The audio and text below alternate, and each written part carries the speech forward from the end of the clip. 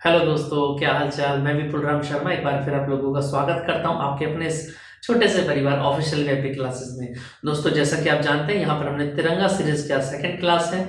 First class में मैंने आपको स्टार्टिंग से कुछ क्वेश्चंस बताए थे और आज थोड़ा सा हम स्पीड से लेकर के चलेंगे, है ना। क्योंकि कल फर्स्ट क्लास थी इसलिए थोड़ा मैंने आराम से आपको चीजें बताई थी। क्योंकि आप जानते हैं 3 घंटे का हमको टाइम मिलेगा केवल एग्जाम में, तो उसके अकॉर्डिंग ही हमको एग्जाम में क्वेश्चन को जो है वो अप्लाई करना है। ठीक है, चलिए बात करते हैं आज के बारे में। देखें उस सेट से आगे की बात कर लेते हैं दोस्तों। ठीक है, सेट नंबर मैं फिर आपको बता देता हूँ, स्क्रीन पर भी आ गया होगा। 2020 का 346XS सेट नंबर 1 चल रहा था, जिसमें पार्ट 1 में हमने काफी सारी चीजें मैंने आपको बता दी थी। और अब जुड़ते हैं अगले क्वेश्चन। इसके बाद आ जाता है खंड दे। स्क्रीन पर आपके क्वेश्चन दिखाई दे रहा होगा। चलो क्वेश्चन नंबर 4 का फर्स्ट पार्ट क्या पार्ट है ना, फोर्थ का के। ठीक है, ये वीडियोस आपके लिए बहुत हेल्पफुल होने वाली है, जैसा मैं मान करके चल रहा हूँ। जितनी मेहनत से हम लोग लगे हुए हैं, आशा है आप भी लगे हुए होंगे। देखिए बात करते हैं क्वेश्चन नंबर 1 की। क्या बताया गया? क्या एक उत्तल लेंस अवतल लेंस की क्षमताएं 10 डायोप्टर और 2 डायोप्टर है। यानी कि अगर हम बात करें उत्तल लेंस की तो कितनी है? P1 इक्वल टू 10D और P2 की कितनी दे रखी है भैया? -K2D। ये उत्तल है और ये अवतल है, याद रखेंगे आप। उत्तल है और ये है भैया अवतल। ठीक है, चलिए जी आगे की बात को देखते हैं। इसमें क्या बताया गया आगे। अब यहां पर पूछा गया है कि संपर्क में रखे दोनों लेंसों से 25 सेंटीमीटर की दूरी पर रखी वस्तु कितनी दूरी पर रखी हुई है? 25। अब याद रखना, जो लेंस सीक्वेंस बनाया गया होगा उस लेंस सीक्वेंस से वस्तु इधर रखी है और आपतित किरण ऐसे चलती है, लेकिन दूरी कैसी आती है? उल्टी आती है। तो कैसा आता है? माइनस का रहेगा यू की वैल्यू। पूछा गया वस्तु के प्रतिबिंब की स्थिति ज्ञात कीजिए। स्थिति निकालनी यानी कि आपको वी पूछा गया है। सीधी सी बात तो ये है ना। समझ में आ रही है बात? अब देखो क्या बोला गया आगे। युग्म लेंस की प्रकृति भी बताइए, यानी प्रकृति भी बताइए कि वो लेंस युग्म मिल करके बनेगा क्या। उत्तल अवतल तो आपने छोड़ दिया, कंबाइन होकर बनेगा क्या, यहां पर ये आपको बताना है। ठीक है, चलिए देखना जरा। अब आपको क्या निकालना है? वी निकालना है। क्या क्या है आपके पास? आपके पास सबसे पहले वी निकालने के लिए क्या क्या होना चाहिए? देखो यू है आपके पास, एफ नहीं है भाई। मैं जो लेंस का फॉर्मूला होता है कौन से दर्पण है ना, अच्छा लेंस की बात है भाई। हमारा जो फॉर्मूला होता है वो कितना होता है? 1/f equal to 1/v। Lens के लिए माइनस होता है, याद रखना।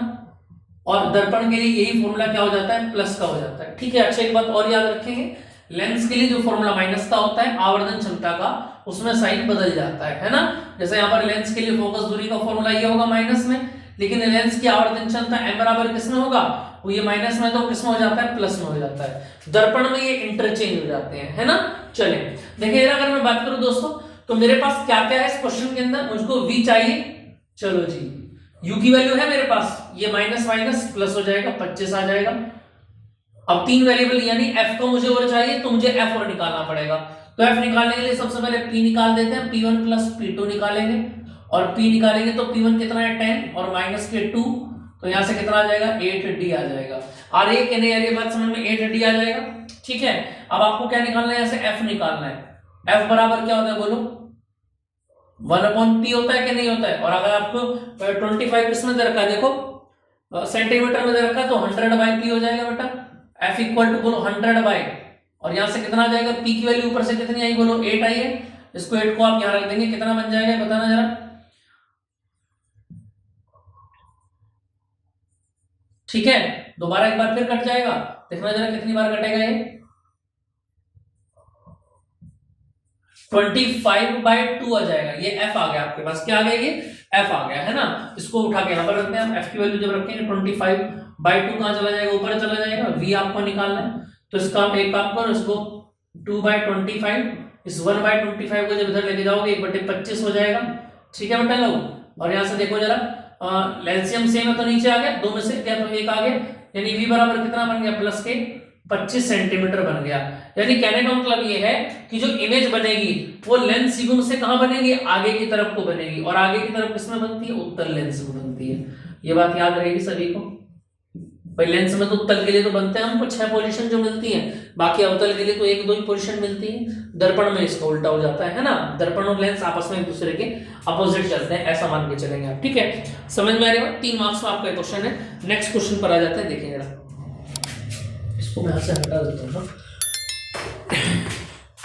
ये चले बेटा जी, फोर्थ का क्या हो गया, चलते हैं आगे। फोर्थ के खे पर थोड़ा स्पीड से लेके चलेंगे, है ना। चलो, कल की वीडियो में क्वेश्चन भी कम हुए थे लेकिन टाइम ज्यादा लग गया थोड़ा सा, कोई बात नहीं, स्टार्टिंग था। अब चलते हैं फोर्थ के खे में। देखिए यार, स्क्रीन पर क्या बोला गया क्वेश्चन में से, देखना जरा। यंग के द्विक रेखाचित्र प्रयोग की सहायता से फ्रेंच की चौड़ाई का व्यंजक ज्ञात कीजिए। यानी व्यंजक आपको निकालना है। यंग के जो एक्सपेरिमेंट है वो जो मैंने आपको कराया था, ठीक है, अच्छा ऑफलाइन में कराया था, उसको अब आप यहाँ पर बताना है यंग के द्विक रेखा छिद्र प्रयोग। ठीक है बेटा जी, चले जल्दी जल्दी देखेंगे जरा। यंग के काफी इंपोर्टेंट क्वेश्चन है, एग्जाम्स में आने के पूरे पूरे चांस। द्विक रेखा छिद्र प्रयोग,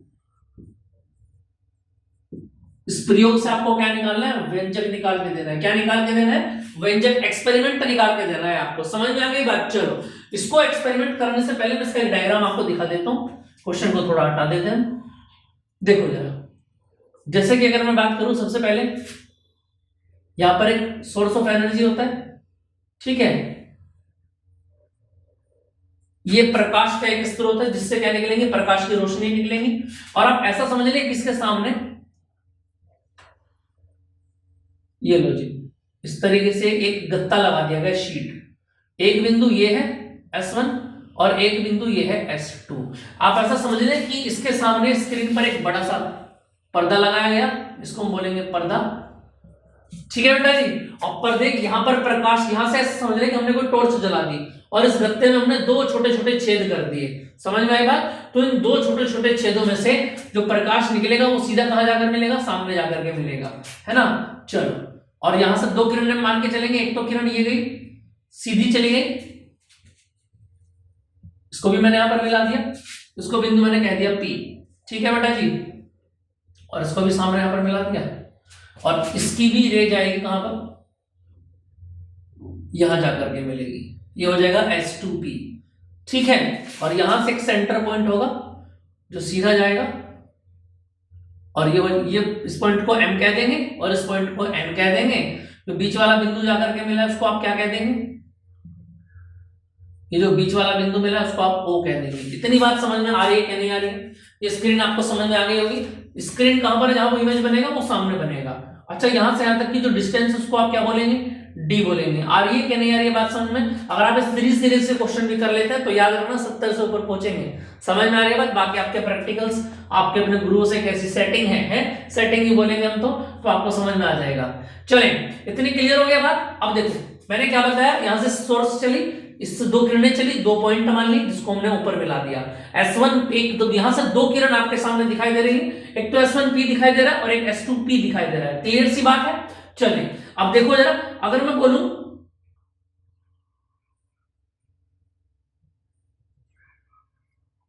इन दोनों के बीच की डिस्टेंस, देखो S1 और इसके बीच की डिस्टेंस D है और इसके बीच की डिस्टेंस D है। तो अगर मैं आपसे पूछूंगा कि दोनों के बीच की डिस्टेंस कितनी होगी, बोलो। S1 और S2 के बीच की डिस्टेंस कितनी हो गई, 2D हो गई कि नहीं हो गई। समझ में आ रही है। आपके स्कूल्स में कई बार आपको D/2 करके बताया होगा, लेकिन आप D मान करके चलेंगे, है ना, जिससे आपको कोई दिक्कत नहीं होगी। तो D और D पूरी डिस्टेंस कितनी हो जाती है, अगर मैं पूछूं आपसे तो 2D हो जाएगी। आ रही है कि नहीं आ रही है बात समझ में। यहां तक की बात क्लियर हो गई सभी को। चलो,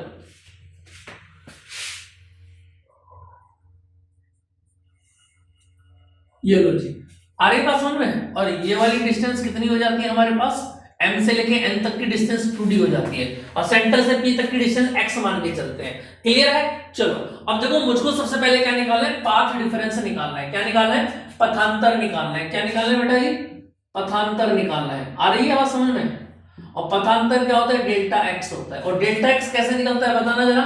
भाई पहली किरण चली S1P माइनस दूसरी किरण चली S2P, इन दोनों का अगर मैं डिफरेंस निकाल लेता हूं तो ये डिफरेंस ही मेरा क्या कहलाएगा, डेल्टा X कहलाएगा। इसके बाद मैं संपोषी व्यतिकरण और विनाशी व्यतिकरण की यहां पर टर्म लगा सकता हूं। ठीक, चलें। तो कहने का मतलब यह है कि सबसे पहले इसको कैसे निकालेंगे आप, मेन काम है हमारा इस डिस्टेंस को निकालना। डिस्टेंस निकालने से पहले भाई माइनस तो तभी करेंगे जब हमारे पास ये आ जाएंगे। तो पहला काम क्या होगा, S1P निकालना, और दूसरा काम होगा S2P निकालना। अगर मैं S1P की बात करूं बेटा, देखना जरा, S1P यहां से चला S1P, अगर मैं बात करूं ये वाले डिस्टेंस लेंगे तो मुझको ये ट्रायंगल लेना पड़ेगा कि नहीं पड़ेगा, बोलो। S1PM में तो S1P आ रहा है, देखना जरा। अगर मैं बोलूं आपसे इन ट्रायंगल, या इसको आप हिंदी में लिख सकते हैं त्रिभुज S1PM में, दिखाई दे रहा है आपको कि नहीं दिखाई? अगर इसमें पाइथागोरस प्रमेय आप लगा दें तो कितना बन जाएगा, बोलो। S1P का स्क्वायर, यानी कि कर्ण का वर्ग बराबर किसके होगा, बोलो। आधार के वर्ग के और प्लस लंब के वर्ग के, यानी PM के वर्ग के। आ रही है बात समझ में कि नहीं आ रही है? आई बात समझ में? अब देखो रहा, यहां से आप निकालेंगे कैसा? अगर मैं बोलूं आपसे S1P को ऐसा ही रखेंगे आप, थोड़ा सा बड़ा क्वेश्चन है इसलिए थोड़ा मैं आपको स्मॉल करके लिख रहा हूं। डायग्राम दिख रहा है ना सभी को? हाँ, बढ़िया एकदम। ठीक है बेटा जी, देखो S1M क्या होगा, बोलो। S1 से M तक की डिस्टेंस कितनी है, बोलो D, तो यहां से D स्क्वायर हो जाता है। और PM बोलो कितना है, PM, P से लेके M तक की डिस्टेंस बताओ। ऐसी डिस्टेंस लेनी है कि वो D और X को मिलाकर के बने। जैसे अगर मैं बोलूं आपसे ये कितना है, D है भाई, ये कितना है, बोलो D है। और ऊपर का कितना है, पूरा का पूरा यहां से लेके यहां तक का पूरा कितना है, X, और ये कितना है, D है। लेकिन मुझको क्या चाहिए, मुझको केवल ये चाहिए। तो क्यों ना मैं इस पूरे के पूरे x में से d को माइनस कर दूं, ऊपर वाला pm बचेगा कि नहीं बचेगा? आ रही है बात समझ में? तो यानी यहां पर क्या बनेगा, x माइनस डी का होल स्क्वायर। चलो जी, आ रही है बात समझ में? इतनी बात क्लियर है, किसी को कोई दिक्कत नहीं आता?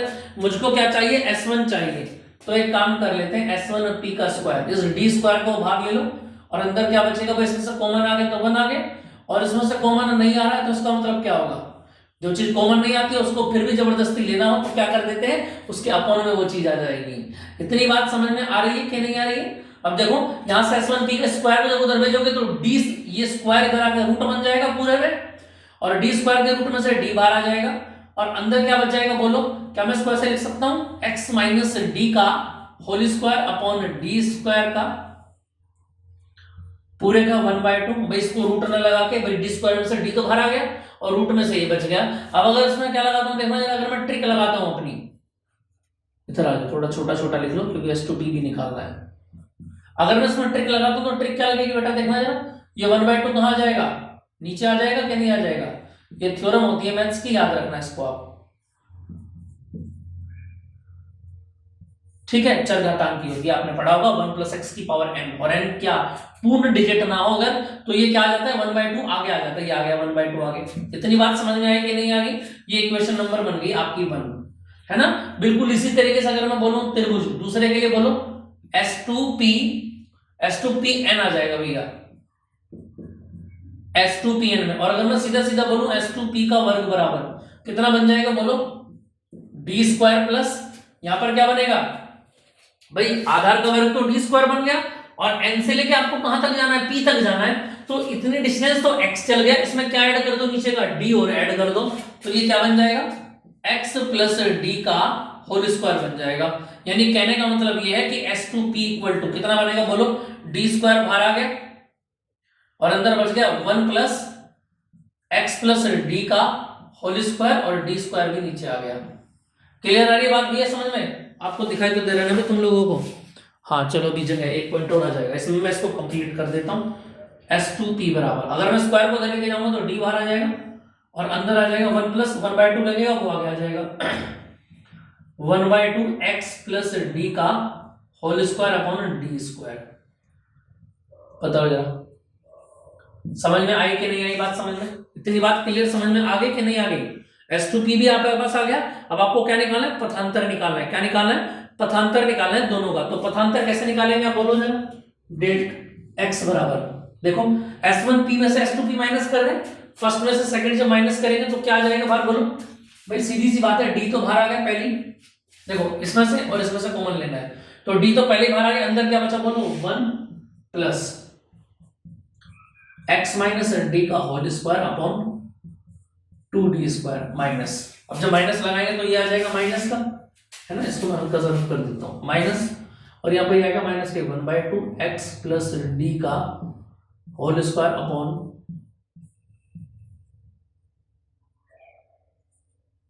2d square.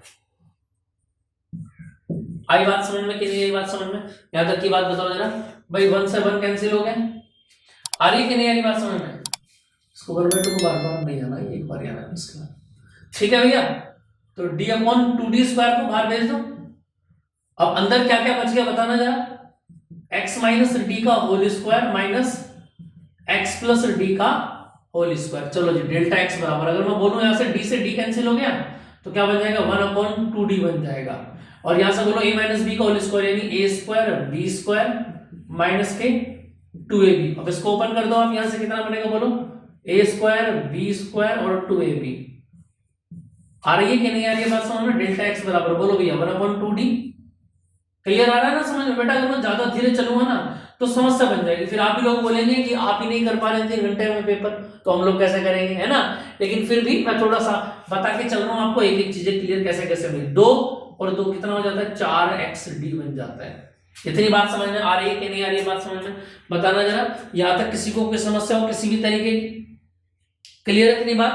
चलो जी इसको यहां से कैंसिल आउट कर देते हैं, और डिस्टेंस है तो माइनस को आप यहां से छोड़ भी सकते हैं, तो क्या बन जाएगा ये बोलो जरा भाई, ये बन जाएगा 2d/d और इनटू में क्या बन जाएगा बोलो, x बन जाएगा। आ रही है कि नहीं आज बात? चलो जी ये आपका आ गया पथांतर, क्या आ गया यहां से, ये पथांतर आ गया, ठीक है भैया, जो आपको पूछा गया था। समझ में आ रही है कि नहीं आ रही है बात समझ में? अरे तुमको समझ में भी तो आ रहा है ना, हमने कैसे कैसे वैल्यू निकाली। अगर कोई दिक्कत है तो दोबारा से वीडियो को देख लेना बेटा, मैं दोबारा इसको रिवाइज करूंगा तो बहुत टाइम लग जाएगा एक ही वीडियो में। ये समझ में आ गया आपको? तो यहां से क्या निकाला हमने, डेल्टा x बराबर निकाला कितना 2d/d इंटू एक्स, है ना? अब अगर मैं यहां से बोलूं दीप्त फ्रिंज के लिए, तो दीप्त फ्रिंज के लिए क्या फॉर्मूला आ जाएगा बताना जरा। अगर मैं यहां से बोलूं सबसे पहले फॉर्मूला तो बनाना ही पड़ेगा भाई, दीप्त फ्रिंज के लिए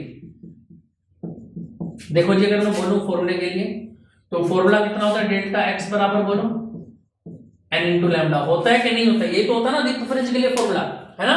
कंस्ट्रक्टिव जो फ्रिंज होती है, बोलो डेल्टा x कितना है यहां से 2d/d इंटू एक्स और बराबर n इंटू लैम्डा। अगर मैं यहां से x निकालना चाहूं तो कितना निकलेगा बोलो, n इंटू ये d ऊपर चला जाएगा, देखो ये 2d/d है, उधर जाके क्या बन जाएगा d/2d बन जाएगा कि नहीं बन जाएगा, और कितना आएगा n इंटू लैम्डा आएगा। समझ में आ रही है? और x बच गया तो x को आप कह सकते हैं xn। क्या कह सकते हैं भैया जी? xn कह सकते हैं। आ रही है कि नहीं आ रही है बात समझ में? बताना जरा। ये फॉर्मूला आ गया आपका xn का, और दीप्त फ्रिंज के लिए अगर आपसे फॉर्मूला पूछा जाएगा तो आप सीधा सीधा बताएंगे कि xn बराबर कितना बनेगा d/2d into n into lambda, है ना? और याद रखना क्या, जहां n की जगह आप 0 1 2 3 एंड सो ऑन कुछ भी फिल कर सकते हैं। आगे नहीं आगे बात समझ में? दीप्त फ्रिंज के लिए आया है, किसके लिए आया है? दीप्त फ्रिंज के लिए आया। समझ में आएगा? और अगर अदीप्त फ्रिंज के लिए मैं आपसे बोलूं तो अदीप्त फ्रिंज के लिए कितना आएगा, दिखाई दे रहा है सामने स्क्रीन पर? हाँ, अगर मैं अदीप्त फ्रिंज के लिए बोलूं तो अदीप्त फ्रिंज के लिए कितना आ जाएगा बताना जरा।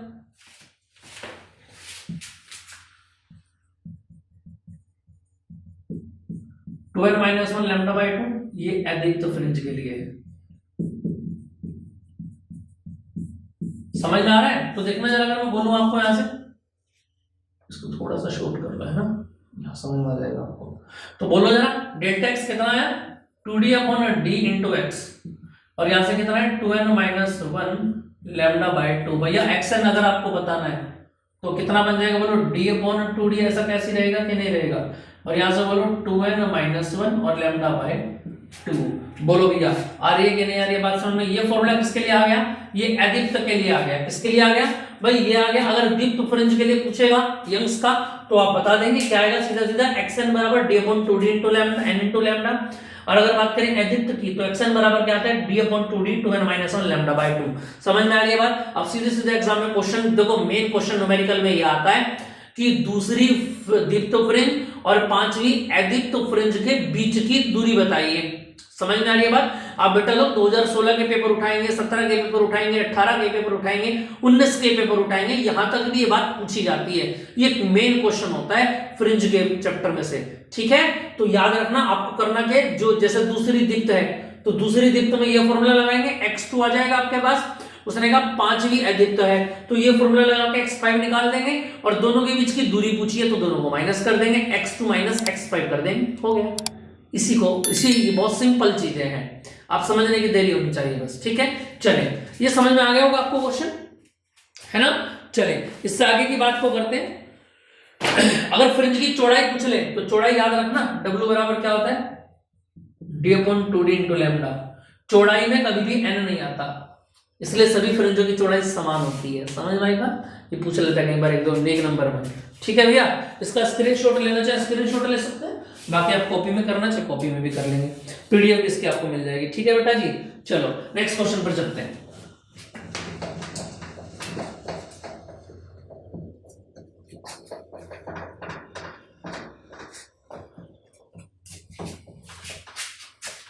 एग्जाम्स में ऐसे क्वेश्चन करने से पहले होपलेस नहीं होना, बिल्कुल भी याद रखना। समझ में आ रही बात या नहीं?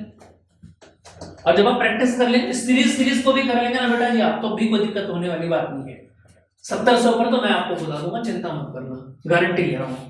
ठीक है, चले लगे रहना बस, है ना। चलिए नेक्स्ट क्वेश्चन पर आ जाते हैं भैया। देखो यार, अगला क्वेश्चन आ जाता है कि 1 ग्राम रेडियोएक्टिव पदार्थ की औसत आयु, ये तो सिलेबस में नहीं है ना, ये सिलेबस से कट चुका है, तो उसको करने में कोई फायदा या कोई ज्यादा दिलचस्पी आप लोगों को नहीं लेनी है ना, क्योंकि समय आपके पास भी कम है और मेरे पास भी कम है। अच्छा, 2014, 2016, 2017 में एक क्वेश्चन पूछा गया, इसको आप नोट कर लेना। आप जो भी मॉडल पेपर वगैरह तैयार कर रहे हैं वहां से इसको पढ़ सकते हैं कि व्यतिकरण और विवर्तन में क्या अंतर होता है। कम से कम 3 अंतर आपको लिख के आने हैं। ठीक है, चलो जी, क्लियर है। नेक्स्ट क्वेश्चन कैसे, इससे रिलेटेड एक दो कॉन्सेप्ट मैं आपको बताऊंगा, पहले दो क्वेश्चन करा देता हूं आगे, है ना। देखो नेक्स्ट क्वेश्चन में पूछा गया क्या, नेक्स्ट क्वेश्चन में पूछा गया है क्या, ये लो जी, क्वेश्चन में पूछा गया है एक छोटा छड़ चुंबक एक समान बाह्य चुंबकीय क्षेत्र, है ना, 4.5 टेस्ला में रखा गया है, 4.5 टेस्ला में रखा गया है। ठीक है जी, चलो, यानी मैग्नेटिक फील्ड दे दिया भाई 4.5 टेस्ला, ये है क्वेश्चन। ठीक है, और पूछा क्या गया है, टेस्ला छड़ चुंबक की चुंबकीय क्षेत्र के साथ 30 डिग्री का कोण बनाता है। थीटा कितना बनाता है भैया, 30 डिग्री का कोण। छड़ चुंबक की अक्ष, है ना, चुंबक और छड़ चुंबक की अक्षीय क्षेत्र के साथ, छड़ और चुंबकीय क्षेत्र के बीच का कोण है, ये याद रखना, छड़ व बी के बीच का कोण है, ये याद रखना बहुत जरूरी है इस सवाल के अंदर। ठीक है, चलिए आगे क्या बोला गया, यदि इस पर 4.5 × 10⁻² न्यूटन इंटू मीटर का बलागुण लगा दिया जाए, तो ये आ गया भैया 4.5 × 10⁻²। ठीक है, न्यूटन इंटू मीटर का बलागुण लगाया जाए तो छड़ चुंबक की स्थिति ऊर्जा बताइए। 3 नंबर में पूछा गया भैया, U बराबर,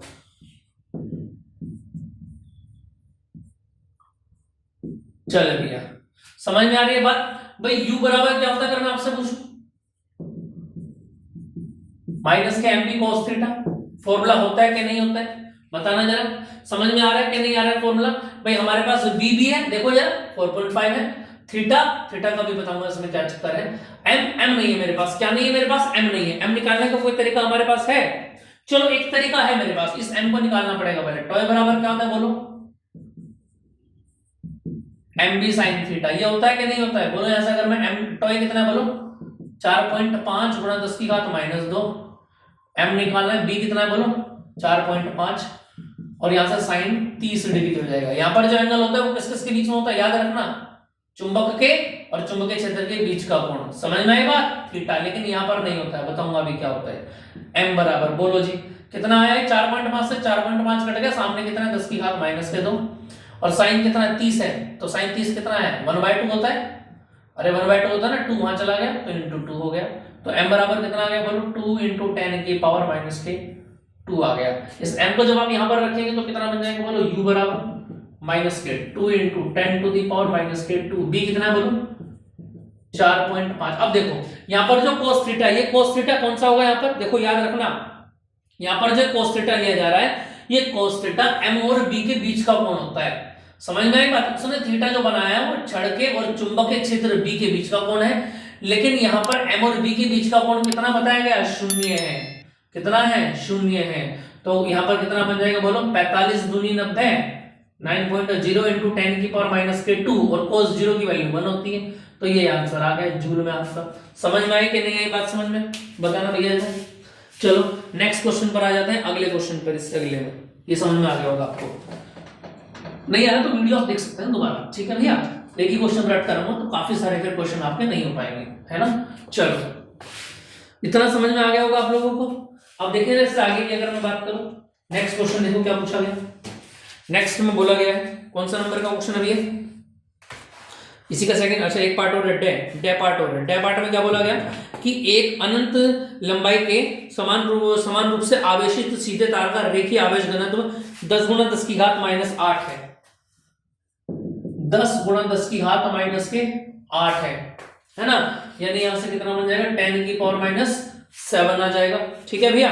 अब पूछा क्या गया है कि दूरी r बराबर कितना है, 2 सेंटीमीटर, यानी 2 गुणा 10 की घात -2 मीटर दिया, क्योंकि एक ही क्वांटिटी में होना चाहिए, ये कूलम मीटर में है तो ये भी इसमें होना चाहिए, ठीक है। पूछा क्या गया है, 2 सेंटीमीटर की दूरी पर विद्युत क्षेत्र की तीव्रता ज्ञात कीजिए। ई बराबर क्या,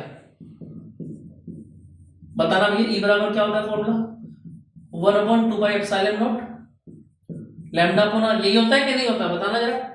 यही होता है ना फॉर्मूला, हाँ ठीक है। समझ में ई निकालना है ना, हाँ ई तो ई के लिए तो ठीक है।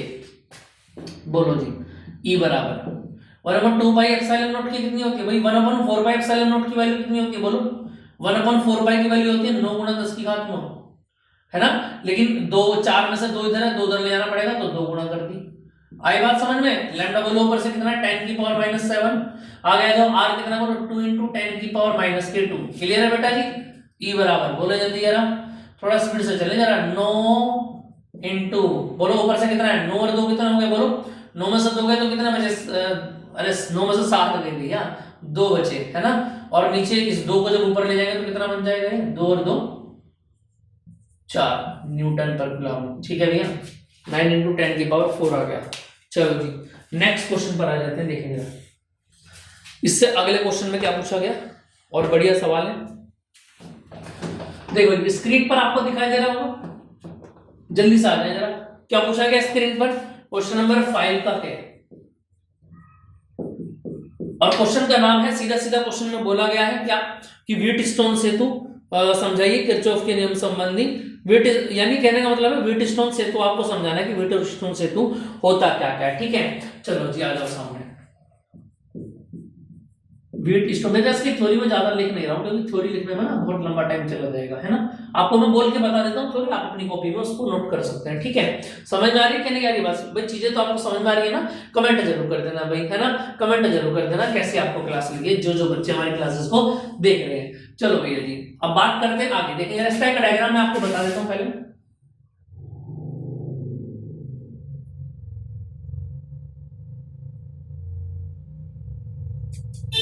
देखो जी अब यहां से एक बात ध्यान रखेंगे आप, क्या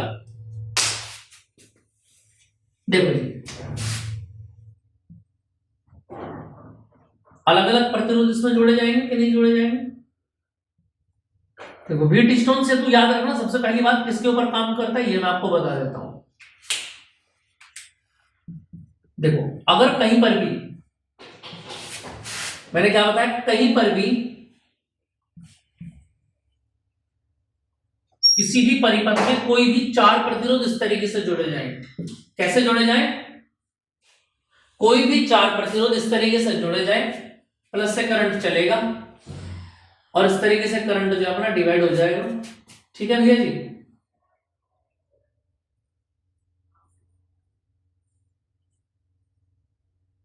ठीक है, और यही करंट यहां से होकर निकलेगा, यही करंट यहां से होकर निकलेगा और फिर दोबारा से वापस उसी में एंटर। ये हम जानते हैं सर्किट के प्लस से जितना करंट निकलता है घूम के आने के बाद उतना ही करंट उसके अंदर एंटर कराता है। तो अगर मैं यहाँ से आई बोलूं तो आई ही एंटर करेगा, है ना। चलो लेकिन यहाँ पर जब कन्वर्ट होगा तो ये कितना बन जाएगा, I1 बन जाएगा और ये कितना बन जाएगा, I2 बन जाएगा। दिखाई तो दे रहा है ना सभी को, कोई दिक्कत तो नहीं है किसी भी तरह की। चलो यहाँ पर हम प्रतिरोध लगा करके ना कुंजी लगा देते हैं, कुंजी यानी स्विच लगा देते हैं, और ये गैल्वेनोमीटर होगा जो करंट को नापने का काम करेगा, ठीक है भैया जी। चलो अब देखो ये जो करंट आया यहां से कुछ ना कुछ इसमें भी गया होगा, है ना, और जाने के बाद ये करंट बन गया I3, ठीक है। और यहां से जो करंट आ रहा है ये करंट आ गया एंटर हो गया I4। भाई यहां से जो करंट बना वो कितना I4 है और पीछे से कितना आ रहा है बोलो, I2 आ रहा है। तो जुड़ के जब आगे जाएंगे तो कितने बन जाएंगे बोलो, I4 प्लस I2। भाई ऐसे करंट तो मिलकर के आगे जाएंगे, और ऊपर से कितना आ रहा है बोलो I3। आई कि नहीं आई बात समझ में? अरे आ रही है ना बात समझ में? चलो ये समीकरण आपको समझ में आ गया। अब व्हीटस्टोन से तो कहता क्या है? अगर व्हीटस्टोन से तो ये कहता है कि अगर ये ब्रिज संतुलित है, सुनते रहना मेरी बात को, यदि ब्रिज संतुलित है, ब्रिज संतुलित है तो क्या होगा यहां पर? P बटे Q का अनुपात बराबर होगा R बटे S के। और इसी बात को हम यहां पर प्रूफ करने के लिए आप लोगों के सामने हाजिर है। ठीक है, यानी इन दोनों का अनुपात इन दोनों के अनुपात के बराबर होगा। आ रही बात समझ में? क्लियर है? अब इस बात को हमें प्रूफ करना, और यही कहता है व्हीटस्टोन सेतु। ठीक है, इसी के सिद्धांत पर आगे एक और पॉइंट होता है मीटर सेतु, है ना, जो आपको सिलेबस में आपको कराया गया होगा।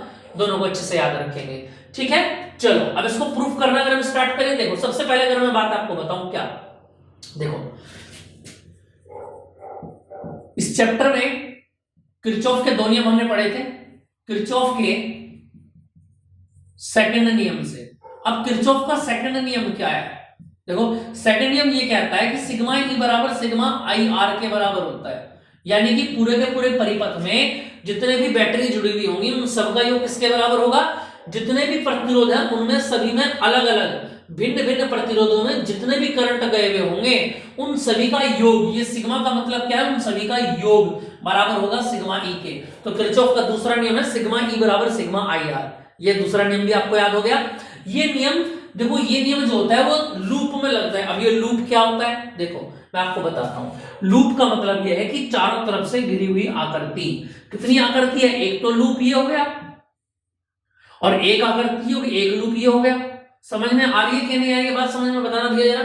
ये दो लूप आपको समझ में आ गए होंगे, यहां तक की बात समझ में आ रही है कि नहीं आ रही है? अब देखो प्लस से चलता है और घूम के आता है। समझ में आ रही है बात या नहीं? ये आई बात समझ में? नहीं, ठीक है। इस तरीके से राउंड लेगा, क्या लेगा? ऐसे ये राउंड लेगा, ठीक है। प्लस माइनस, अच्छा गलत कर दिया मैंने, देखो प्लस से घूमेगा और माइनस पर आएगा, तो चक्की ऐसे ही तो चलेगी, तो ये चलेगी ऐसे, प्लस से चला और घूम करके माइनस पर आ गया, ऐसे प्लस पर चला और घूम करके माइनस पर आ गया। आ रही है बात समझ में? अब इस चक्र के अकॉर्डिंग ही आपको सिग्मा ई और सिग्मा आई आर लगाने हैं। क्लियर है बात समझ में? चलो अगर मैं बात करूं कि किरचॉफ के सेकंड नियम से लूप एक में, एक लूप की अगर मैं बात करूं तो सिग्मा ई तो 0 हो जाता है ना भाई? इसमें कोई वो बैटरी तो जुड़ी हुई है नहीं, चलो वो तो हो गया 0। अब बात करते हैं प्रतिरोध कितने जुड़े हुए उनके बारे में। देखिए जब हम यहां से चलना स्टार्ट करें, देखना किसके अकॉर्डिंग चलेंगे हम। यहां से जब चले तो I1 धारा है और प्रतिरोध कितना है? P। समझ में आई बात? चलो यहां से घूम कर आए, उसके बाद केवल इस जहां से चले यूं गए और यूं आए, तो एक प्रतिरोध तो ये मिला था, यहां पर कुछ नहीं मिला। और जब घूमकर आए यूं तो एक प्रतिरोध ये मिला Q2, और इसमें धारा कौन सी है? I2। उल्टा जा रहे हैं ना, उल्टा जाने का मतलब क्या होगा बोलो? उल्टा, ये तो नीचे को आ रहा है लेकिन हम जा रहे हैं ऐसे, तो माइनस का साइन लग जाएगा। I2 धारा किसमें है बोलो? Q में है। समझ में आया कि नहीं आई बात? समझ में? माइनस वाले को उधर भेज दो, यानी ये बन गया I1 इंटू पी बराबर, और यहां से बन जाएगा I2 इंटू क्यू। इसको आप ऐसे भी लिख सकते हैं I1 अपॉन, इसको आप ऐसे भी लिख सकते हैं I1 अपॉन I2। इधर क्या है? Q, और इधर क्या हो जाता है? P। बोलो जरा, आ रही है बात समझ में कि नहीं आ रही? इक्वेशन नंबर क्या बन गई आप लोगों की? 1 बन गई। इतनी बात समझ में आ रही है कि नहीं आ रही है बात समझ में? चलो जी, इससे आगे की अगर मैं बात करूं, देखो जरा बेटा जी, देखो जरा। अब नेक्स्ट की अगर मैं बात करूं, किरचॉफ के सेकंड नियम से, लूप किसमें? सेकंड में। अब सेकंड लूप की अगर मैं बात करूं तो फिर दोबारा से सिग्मा ई बराबर सिग्मा आई आर बन जाता है। क्लियर है? देखें जरा, अब सेकंड लूप कहां पर है बेटा जी? ये लो जी, सेकंड लूप ये रहा। ये ऐसे चल रहा है कि नहीं चल रहा है? बोलो जरा। जब हम ऊपर से आएंगे तो I3 किसमें जा रहा था बोलो?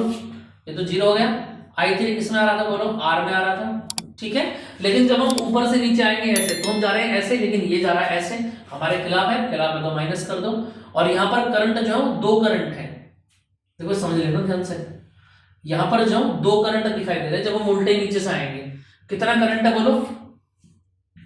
I4 प्लस I2 माइनस का इंटू, और प्रतिरोध कितना है? S। क्लियर आ गई कि नहीं आ रही बात समझ में? यहां तक की बात समझ में आ गई, इसको उठा के इधर ले आते हैं। तो यानी ये क्या बन जाएगा, बोलो जरा। ये बन जाएगा भैया जी I4 plus I2 into S बराबर I3 इंटू आर।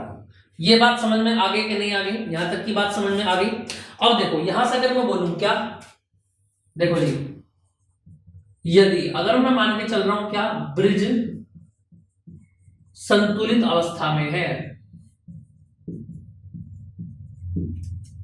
ब्रिज संतुलित है ना, अवस्था यह है, कोई बात नहीं, थोड़ा बहुत चल जाता है, कोई दिक्कत वाली बात नहीं है, ठीक है। फिजिक्स में आपका कंसेप्ट क्लियर होना चाहिए, लैंग्वेज में कोई नंबर नहीं काटेगा, ठीक है जी, समझ में आएगा। चलो अगर ब्रिज संतुलित है तो देखना जरा इस आई को, अगर ब्रिज संतुलित है, संतुलित कहने का मतलब क्या है, जो करंट यहां था वही करंट यहां गया। भाई संतुलित कहने का मतलब यह है कि इस बीच में कोई करंट गया ही नहीं, इसका मतलब जो करंट यहां पर था I1 वही करंट आगे चला गया, यानी I3 है ही नहीं। तो इसका मतलब यह है I1 बराबर किसके रखेंगे बोलो, इसका मतलब है I3 को बराबर किसके रखेंगे बोलो, I1 के बराबर। पहली बात तो ये हो गई। दूसरी बात, जब इसके अंदर कुछ है ही नहीं तो करंट बना ही नहीं, इसका मतलब I4 कितना हो गया बोलो, 0 हो गया। अब ये दोनों की दोनों बातें इस समीकरण में रख दो, रखो जी, ये I4 तो 0 हो गया, क्या बचा I2 इंटू एस बराबर, इधर आ जाओ I3 की जगह क्या रखोगे बोलो भाई, I3 की जगह क्या रखोगे बोलो, I1, और इंटू में है R, बोलो जी I1 अपॉन, इधर I2 आ गया नीचे और R को उधर भेज दिया, S अपॉन R। आ रही है कि नहीं आ रही है बात समझ में, बताना भैया जरा। तो यानी कहने का मतलब ये है कि ये इक्वेशन हो गया आपका सेकंड। अब अगर मैं बात करूं यहां पर फ्रॉम इक्वेशन, देखो जरा, now from equation first and second, now implies that, देखें जरा यहां पर कितना था बोलो, I1 अपॉन I2 की वैल्यू Q अपॉन P, और यहां से कितना निकल गया बोलो, S अपॉन R। इसको अगर मैं सीधा कर दूं तो कितना बन जाएगा बोलो, P अपॉन Q बराबर, P अपॉन Q बराबर बोलो R बटे S, R बटे S। समझ में आ रहा है कि नहीं आ रहा है? और यही प्रॉपर्टी होती है व्हीटस्टोन सेतु की। क्लियर आई कि नहीं आई बात समझ में? इसके ऊपर एक न्यूमेरिकल पूछा जाता है बेटा जी, मैं आपको बता देता हूं कैसा न्यूमेरिकल, अब ये न्यूमेरिकल्स में भी लगेगा, याद रखना। यानी कहने का मतलब ये है, अगर इस तरीके की स्ट्रक्चर आपको देख रखी है जिसमें 5 प्रतिरोध जुड़े हुए हैं, कितने प्रतिरोध जुड़े हुए हैं मिलेगा आपको एनसीईआरटी में, याद रख लेना। या नगीन वाली बुक के भी अगर आप न्यूमेरिकल कर रहे हैं तो नगीन वाली बुक में प्रकाशन की, नूतन वाले प्रकाशन की भी, उसमें भी आपको न्यूमेरिकल मिलेंगे सीरीज वाइज। देखें जरा इसमें इस तरीके से न्यूमेरिकल कैसे बनते हैं, 1 2 3 4 प्रतिरोध जोड़ रखे हैं, है ना, और एक प्रतिरोध बीच में 5 जोड़ रखे हैं। अब इनके क्रम को ना तो आप श्रेणी कह सकते हैं ना समांतर कह सकते हैं, तो वहां पर आपको क्या करना है, इन दोनों का रेशो निकालो और इन दोनों का रेशो निकालो, अनुपात निकालो। अगर दोनों के अनुपात बराबर है, इसका मतलब अनुपात बराबर है तो ब्रिज कैसा संतुलित है, और संतुलित होने का मतलब यह है कि बीच में कोई करंट जाएगा ही नहीं। ये तार यहां से भी कट हो गया और यहां से भी कट हो गया, जब कुछ जाएगा ही नहीं तो क्या होगा बोलो जरा, ऊपर वाले दोनों श्रेणी में, नीचे वाले दोनों श्रेणी में, ये और ये समांतर में। Is that clear? Now that is the answer. ठीक है, समझ में आ गई आपको बात? चलिए नेक्स्ट क्वेश्चन पर चलते हैं। देखें भैया आगे 5वें का क्या हो गया, ये तो मैं आपको समझा के कर रहा हूं इसलिए थोड़ा टाइम लग रहा है, लेकिन जब आप समझ के आप एग्जाम स्कूल में बैठेंगे, ठीक है ना, तो वहां पर तो आपको तो समझा ही नहीं, किसी को समझाना तो है नहीं, है ना, तो आपको टाइम लगेगा भी नहीं। बस प्रैक्टिस आप जितनी अच्छी कर लेंगे उतना ज्यादा आप लोगों के लिए बेहतर होगा आपके एग्जाम्स में। ठीक है बेटा जी, अब प्रैक्टिस आपको ही करनी पड़ेगी। देखो हम लोग आपको केवल रास्ता बता सकते हैं, चलना आप लोगों को ही पड़ेगा। ठीक है, चलिए नेक्स्ट क्वेश्चन पर आ जाते हैं। देखिए जरा क्वेश्चन नंबर आ जाता है खे, ठीक है, हाँ 5th का खे, ठीक जल्दी से देखें जरा 5th का खे। और 5th के खे में क्या पूछा गया कि बताइए भैया जी वैद्युत अनुनाद किसे कहते हैं, है ना, श्रेणी अनुनादी परिपथ की सहायता से अनुनादी आवृत्ति के लिए व्यंजक बताइए। यानी कहने का मतलब यह है कि आपको अनुनादी आवृत्ति बतानी है और पूछा गया है कि वैद्युत अनुनाद किसे कहते हैं, है ना। देखो जब, इसको नोट कर लेना आप, जब शिखर धारा का मान अनंत हो, कहने का मतलब यह है कि आई की जो पीक वैल्यू वो कितनी हो जाए, अनंत कहलाए। समझ में आ रही बात या नहीं? तो परिपथ कैसा बन जाता है, अनुनादी परिपथ कहलाता है। और इस परिपथ की अगर मैं शर्त की बात करूं तो शर्त हो जाती है क्या, एक्सएल बराबर एक्ससी, है ना। यानी कहने एक्सएल का मतलब क्या था, एल क्या था बोलो, प्रेरक तो था। अगर प्रेरक गुणांक किसके बराबर हो जाए, धारिता गुणांक के बराबर हो जाए, है ना, तो क्या बन जाएगा, इसको याद रखेंगे आप। ये कंडीशन कहलाती है किसकी, अनुनादी शर्त कहलाती है। क्या कहलाती है, अनुनादी शर्त कहलाती है। समझ में आई कि नहीं, ये बात समझ में, है ना। देखो जरा अगर मैं बोलूं यहां से इस बात को एक बात और क्लियर कर देता हूं, आई बराबर क्या होता है बोलो, वी अपॉन आर, आर ना कह के जेड कहेंगे, है ना। अगर मैं कहूं आपसे आई को मुझे अनंत बनाना है, भाई इस आई को अनंत बनाना है, इसकी पूरे की वैल्यू अनंत लानी है, तो अनंत करने का मतलब यह है हर कितना होना चाहिए इसका बोलो, 0। यानी रेसिस्टेंस बिल्कुल खत्म हो जाना चाहिए परिपथ में से। जब आपके पूरे के पूरे परिपथ का प्रतिबाधा जिसे आप कहते हैं वो 0 हो जाएगी तो आई कैसा बन जाएगा, अनंत बन जाएगा। तो ये शर्त यहां से भी हो जाती है, z बराबर 0। दूसरी शर्त xl बराबर xc भी होता है। आ रही है कि नहीं आ रही है बात समझ में। अगर इसको आप ओपन करेंगे तो देखना जरा कैसे ओपन करेंगे, xl बराबर क्या होता है, l इंटू ओमेगा, और xc बराबर 1 upon c into omega. Omega को ओमेगा के पास ले जाओ, एन भाई का प्यार है, l इंटू सी, और ओमेगा को लिख सकते हैं क्या, 2 पाई n, n या f इसको आप कह सकते हैं का square equal to 1 upon l into C. अगर मैं यहां से बोलूं f स्क्वायर इक्वल टू कितना बन जाएगा, 1 अपॉन 2 पाई, 1 अपॉन 2 पाई और 1 अपॉन l इंटू सी, है ना। अब अगर मैं इसको स्क्वायर को उधर भेजूंगा तो क्या बनेगा बोलो, अगर मैं इस स्क्वायर को उधर भेजूंगा तो कितनी वैल्यू बन जाएगी, देखो जरा।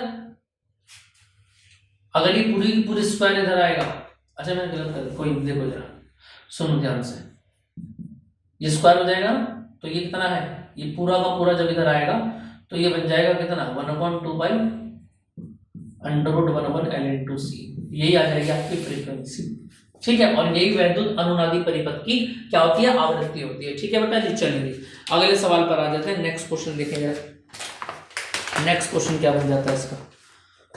चलो जी, नंबर गे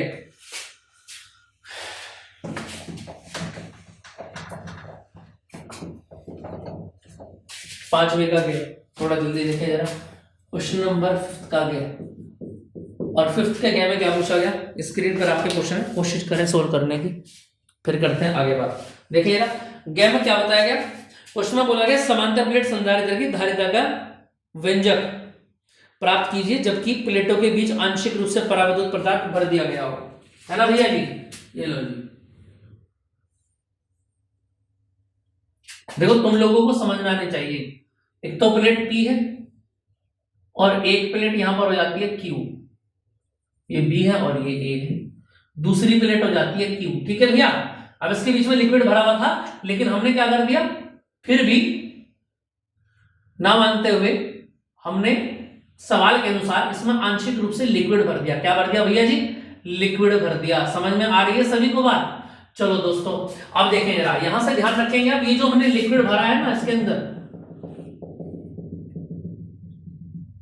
इसकी जो डिस्टेंस है वो t है और पूरे की डिस्टेंस कितनी है, r है। समझ में आ गई बात। ये यहां पर वायु है, क्या है ये प्लस है, चार्ज भी दिखा देता हूं, और ये माइनस है, ठीक है। इसके आउटर पर प्लस आएगा, लेकिन वो क्या होगा, पृथ्वी में जुड़ने के कारण सारा का सारा पॉजिटिव कहां चला जाएगा, अर्थ में चला जाएगा, गेन बाय अर्थ, ठीक है। समझ में आएगा, अंदर वाले हिस्से पर माइनस आ जाएगा। बाकी यहां पर सारे में क्या है, यहां पर वायु है और बीच में परावैद्युत पदार्थ भर दिया गया है। समझ में आ रही है बात भैया, यहां तक की बात क्लियर है। अब हमको निकालना है क्या, धारिता। क्या निकालना है अपन को, क्या निकालना है बोलो जी, धारिता, कैपेसिटी, और C बराबर क्या होता है, Q अपॉन V होता है। आ रही है कि नहीं आ रही बात समझ, दूसरा मार्क को ये समझ में आ रहा है भैया। तो क्या बताया मैंने आपको, C बराबर क्या होता है, Q अपॉन, यानी कहने का मतलब ये सीधी सी बात, यहां पर एक बात बनती है कि अगर आपको धारिता चाहिए तो आपको विभव लेके आना पड़ेगा। भाई चार्ज तो दिख ही रहा है सभी को, है ना, तो आपको क्या लेके आना पड़ेगा, विभवांतर लेके आना पड़ेगा इस पूरे के पूरे सर्किट का। तो पूरे सर्किट का विभवांतर निकालना है आपको। तो विभवांतर यहां से दो तरीके से निकलेगा बेटा जी। अगर मैं बोलूं आपसे V बराबर, एक तो निकलेगा V1 और एक निकलेगा V2। अब ये V1 V2 का चक्कर क्या है, देखो जो V1 है ये तो है वायु वाला, क्या है ये, वायु वाला, और ये V2 है, ये है परावैद्युत पदार्थ वाला। दोनों के विभव अलग अलग निकलेंगे, ये याद रखना। ये जो पदार्थ हमने इसके अंदर भरा है, समझ में आई बात? तो अगर मैं पूछूं आपसे क्या कि परावैद्युत पदार्थ कितनी प्लेस में भरा हुआ है, तो आप बताएंगे टी में। अगर मैं आपसे पूछूं एयर कितने, वायु कितने एरिया में, तो आप क्या बताएंगे? भाई इधर से पूरे के पूरे आर में से टी माइनस कर दूं मैं, तो वायु की दूरी आ जाएगी कि नहीं आ जाएगी? तो पूरे के पूरे आर में से टी को माइनस कर देंगे और अपन लोग बादशाह। नहीं समझ में आई बात? ठीक है, हाँ चले जरा। भाई रानी तो तभी मिलेगी जब बादशाह बन जाओगे। चलो, तो आर में से आपने टी माइनस कर दिया, तो ये वायु आ गया है ना। तो सबसे पहले अगर मैं बात करूं, बात करते हैं वायु में। वायु में अगर मैं वायु की बात करूं, तो वायु में सबसे पहले क्या निकालना है आपको? भाई वी निकालने के लिए तो पहले आपको तीव्रता निकालनी पड़ेगी, है ना। और प्लेटों के बीच में तीव्रता ई बराबर क्या होता है बोलो? Sigma upon epsilon not. और हमको पता है यहां पर क्या, इसको मैं ठीक कर देता हूं, सिग्मा बराबर क्या होता है बोलो? क्यू अपॉन ए। तो एप्सिलॉन नॉट इनटू ए बन जाएगा। आ रही है? तो हमने पहले क्या निकाला? विद्युत क्षेत्र निकाला। अब हम निकालेंगे वायु में विभव। वायु में विभव, है ना। तो V बराबर क्या होता है? अगर आपसे पूछूं बोलो V बराबर क्या होता है? E इंटू आर होता है कि नहीं होता है? V1 बराबर, तो बोलो भैया यहां से कितना आएगा? E बोलो ऊपर से कितना आया? E1 कहते हैं इसको, कितना आया? Q upon epsilon not into A। छोटा तो नहीं दिख रहा है ज्यादा? चलो R क्या है? वायु। वायु की दूरी कितनी है बोलो? पूरे पूरे R में से T माइनस कर दो, इक्वेशन नंबर 1 बन गई। समझ में आ रही बात भैया? अब हम बात करते हैं यहां से आगे किसके? परावैद्युत पदार्थों में। देख रहे जरा, परावैद्युत पदार्थ में तीव्रता कितनी बन जाएगी बोलो? E2 बराबर कितना बनेगा? Sigma upon epsilon not. लेकिन परावैद्युत पदार्थ की भैया जी हमने एक बात पढ़ी थी कि इसकी अपनी खुद की भी क्षमता होती है, के। क्या होती है? के, है ना, जिसको परावैद्युतांक बोलते हैं। तो के की मल्टीप्लाई इसमें हो जाती है। और सिग्मा बराबर फॉर्मूला बोलो कितना होता है? क्यू अपॉन एप्सिलॉन नॉट के इनटू ए। समझ में आई बात? अगर मैं बोलूं विभव, परावैद्युत पदार्थ में विभव, ये लो भैया टेन V2 बराबर E2 माइनस के आर, ये न रसकला। E2 कितना है बोलो ऊपर से? Q अपॉन एप्सिलॉन नॉट के इनटू ए। भाई बोर नहीं होना है, चलो बिल्कुल बता रहा हूं मैं तुमको। समझ में आ रही है बात या नहीं? क्योंकि मुझको भी इतनी ठंड में वीडियो बनाने में मजा नहीं आ रहा, लेकिन आप लोगों के लिए वे सब ये बातें कर रहे हैं, ठीक है। चलो आर देखो, अब बोलो जरा ऐसे कितना आएगा? परावैद्युत पदार्थ में तीव्रता R कितना आ जाएगा बोलो? अगर मैं बोलूं दूरी कितनी है परावैद्युत पदार्थ में बोलो? T आ जाएगी। कितनी आ जाएगा? T आ जाएगा। आ रहा है कि नहीं आ रहा है बात समझ में? इक्वेशन नंबर 2 यहां से हो जाती है। बात समझ में आई भैया जी? तो आपने V1 भी निकाल लिया और V2 भी निकाल लिया। अब दोनों को ऐड कर दो, बोलो यहां से V बराबर, बोलो जब ऐड करोगे तो क्या कुछ कॉमन आ रहा है? Q upon epsilon not into A। चलो अब अंदर क्या क्या बच जाता है वो देख लेते हैं। सबसे पहले V1 वाले में क्या बचा? R माइनस T प्लस, इधर आ जाओ, Q बाहर आ गया, एप्सिलॉन नॉट बाहर आ गया, A बाहर आ गया, तो बचा क्या? T upon K। बना के नहीं बचा? भाई समझ में आ रही है कि नहीं? इसको LCM लेने की जरूरत नहीं, ऐसे काम चल जाएगा। चलो जिसको आगे भेज दो। अगर मैं बोलूं C बराबर Q, बोलो Q अपॉन V, बोलो कितना है यहां से? इसको मैं थोड़ा सा ठीक करके लिख देता हूं। देखो V को अपॉन करना है ना, उल्टा करना है ना, उल्टा करने का मतलब ये क्या बनेगा? देखो जरा ऐसे, Q अपॉन, अगर मैं बोलूं इसको V की वैल्यू रखो यहाँ पर, तो V की वैल्यू कितनी बनेगी बताना जरा? Q in upon epsilon not into A, और नीचे आ जाएगा कितना? R minus T plus T upon K। ठीक है भैया, Q से Q कैंसिल हो गया और यहां से बन गया आपका भैया जी C बराबर, बोलो एप्सिलॉन नॉट ऊपर चला जाएगा, तो एप्सिलॉन नॉट इनटू A और अपॉन में कितना आ जाएगा बोलो भैया? R minus T plus T upon K। समझ में आ रहा है कि नहीं आ रहा है बताना जल्दी जरा, बोलो भैया समझ में आ रहा है कि नहीं आ रही है बात समझ में? इसको आप ध्यान रखेंगे। नेक्स्ट क्वेश्चन पर आते हैं तेजी के साथ। चलो भैया नेक्स्ट क्वेश्चन आ जाते हैं। क्या पूछा गया नेक्स्ट क्वेश्चन में? देखना जरा, अगर मैं बोलूं आपसे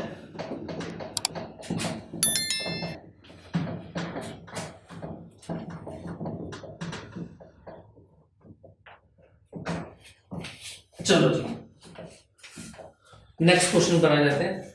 ये हो गया आपका। चलो घ आ जाता है क्वेश्चन, फिफ्थ का घ, है ना। और फिफ्थ के घ में क्या क्या बोला गया देखना जरा। फिफ्थ के घ में पूछा गया आपसे कि अनुचुंबकीय, प्रतिचुंबकीय और लोह चुंबकीय आपको बताना है, ठीक है भैया। देखो जरा,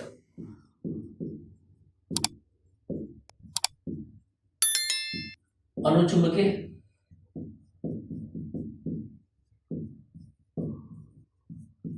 प्रतिचुंबकीय और लोह चुंबकीय। हालांकि हमारे सिलेबस में ये है नहीं, सिलेबस में हटा दिए गए हैं, समझ में, मास्टरमाइंड वाले मॉडल में लिखा हुआ है लेकिन इस सिलेबस में नहीं है। समझ में आ रही है बात? ठीक है, फिर भी मैं आपको जनरली बता देता हूं क्योंकि अपने टाइम में ये बादशाह रहे क्वेश्चंस की, जब जब ये सिलेबस में डाले गए तब तक इनमें से पूछा गया सवाल, इसलिए फिर भी हमको थोड़ी बहुत जानकारी इनके बारे में होनी चाहिए। देखो याद करने का तरीका क्या है। अनुचुंबकीय, आगे क्या लिखा हुआ है? ए का मतलब क्या होता है? आकर्षित। याद रखना, कुछ आकर्षित होने वाले क्या कहलाते हैं? बोलो।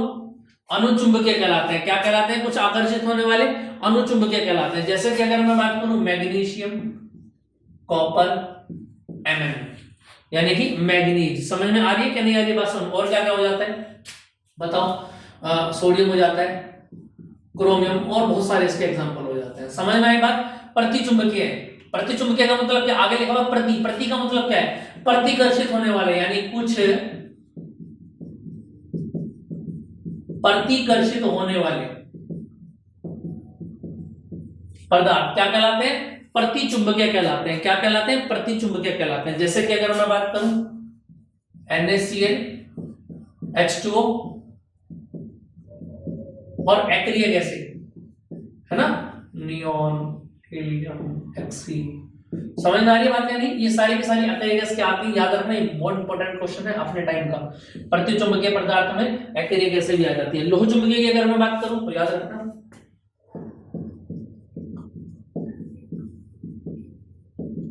सबसे अधिक आकर्षित होने वाले, सबसे अधिक आकर्षित होने वाले क्या कहलाते हैं? लोह चुंबकीय कहलाते हैं, जैसे कि फेरस।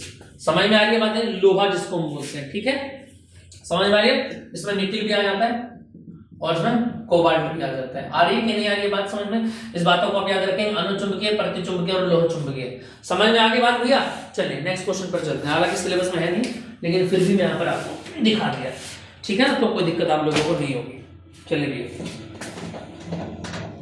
नेक्स्ट क्वेश्चन पर आ जाते हैं। देखिए क्या बोला गया नेक्स्ट क्वेश्चन में? क्वेश्चन नंबर आपका है डे, है ना, क्वेश्चन नंबर डे आ जाता है, 5th का डे। सारे पढ़ाई में क्वेश्चन है, समझ में आ रही बात? एक दो क्वेश्चन अगर मिलता है तो उसको आप नोट कर लेंगे, आपके लिए अच्छा लगेगा, ठीक है। चलिए मैं चलो, अच्छा कमेंट जरूर कर दें आपके लिए, आपको ये हमारी सीरीज लग कैसे रही है, क्या ये चीज आपके काम आ रही है कि नहीं आ रही है, जरूर कमेंट कर दें, है ना, जिससे हमको थोड़ा सा पता लग जाएगा कि हमारी मेहनत कितना रंग ला रही है ना। बाकी तो आपकी व्यू सारी चीजें कह देते हैं।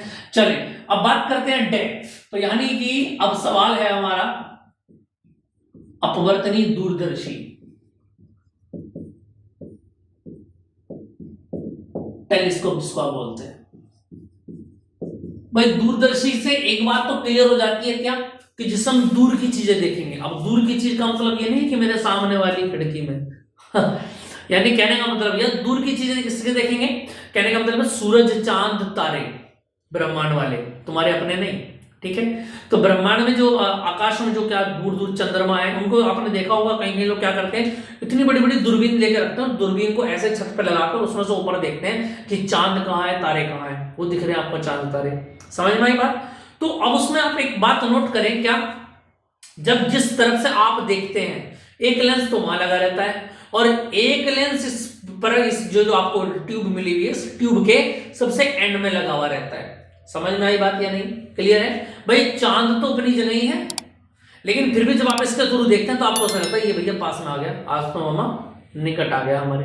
समझ में आई बात या नहीं? तो ऐसा होता कैसे, पहले समझ लें आप। जब आप इधर से देखते हैं तो जिस लेंस से आप देखते हैं वो आपकी आंखों के जो पास होता है उसको बोलते हैं अभिनेत्री लेंस। क्या बोलते हैं? अभिनेत्री लेंस। पहले समझ लें मेरी बात को। और जो लेंस कहां होता है, ग्रह की तरफ होता है, वस्तु की तरफ होता है, चंद्रमा की तरफ होता है, उसको बोलते हैं अभिनेत्र लेंस। क्या बोलते हैं? अभिनेत्र लेंस। जब हम ऊपर की वस्तु को देखते हैं तो जो हमारी तरफ आंखों की तरफ लेंस होता है वो छोटा होता है और जो वस्तु की तरफ होता है वो बड़ा होता है। अब मैं थोड़ा सा आपको यहाँ क्लियर कर देता हूँ। जैसे मैं यहाँ से देख रहा हूँ, क्या मैं यहाँ से देख रहा हूँ चांद को, समझ में आई बात? तो यहां से मैं देख रहा हूं तो ये नेत्र लेंस कौन सा? अभिनेत्र लेंस है। मेरे वाला लेंस छोटा होगा, है ना, और वस्तु की तरफ जाए उसको बोलते हैं अभिदृश्य लेंस, है ना। वो कैसा होगा, वो बड़ा होगा, लार्ज होगा। अब मैं आपको डायग्राम थोड़ा सा क्लियर करके बता देता हूं, देखो जरा कैसे।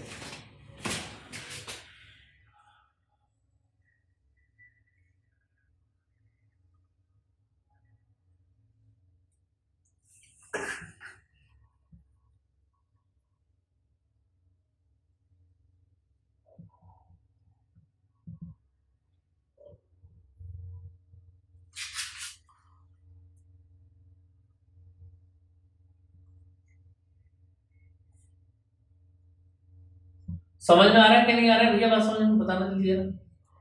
ये तो अभिनेत्र लेंस हो गया, अभिनेत्री का, इसको ई बोलते हैं, क्या बोलते हैं, ई। इससे रिलेटेड जितनी भी चीज होंगी, V U F R T P, सब कुछ उनके साथ में ई लगा हुआ होगा। और ये होता है अभिदर्शक लेंस, ये ओ होता है, और ये वाला बिंदु ई कहलाता है। समझ में आ रही है बात, इसको हम ओ बोलते हैं, है ना। ये लेंस L1 है, और ये लेंस L1 है, और ये लेंस L2 है, इसको बोलते हैं अभिदर्शक लेंस।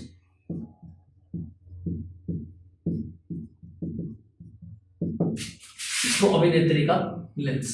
समझ में आ रही बात भैया नहीं।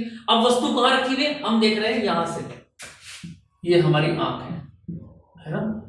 इसको आप ऐसा समझ के चलो, ये ह्यूमन आई है, ठीक है। चलो जी, अब जब वहां से देखेंगे तो क्या होगा भाई, सूरज कहां है, बहुत दूर अनंत पर, यहाँ ये रखा हुआ सूरज, ये बन रहा है सूरज। समझ में आ रही है बात या नहीं आ रही है, इतनी बात क्लियर समझ में आ रही है। अब हमको पता है क्या कि सूरज से जो किरणें चलती है वो कैसी चलेंगी, बहुत दूर से। अनंत से जो किरणें चलती है वो कैसी पड़ती है, तिरछी पड़ती है कि नहीं पड़ती है, बताना जरा। अनंत से जो किरणें पड़ती है वो तिरछी पड़ती है कि नहीं पड़ती है, बताना जरा भाई। अनंत से जो किरणें आएंगी वो क्या होंगी, कुछ देर तो सीधी चलेंगी और उसके बाद तिरछी हो जाएंगी अपना, है ना, वातावरण से मिलने के बाद। अब जब तिरछी हो जाएंगी तो कैसी हो जाएंगी, देखना जरा भाई। कहने का मतलब ये है कि एक किरण तो जाएगी सीधी, जो मिल जाएगी ऐसे, समझ, इतनी बात समझ में आ रही है। और दूसरी किरण कहां से होकर जाएगी, बताना जरा। दूसरी किरण फोकस से होकर जाएगी, कहां से होकर जाएगी, फोकस से होकर जाएगी।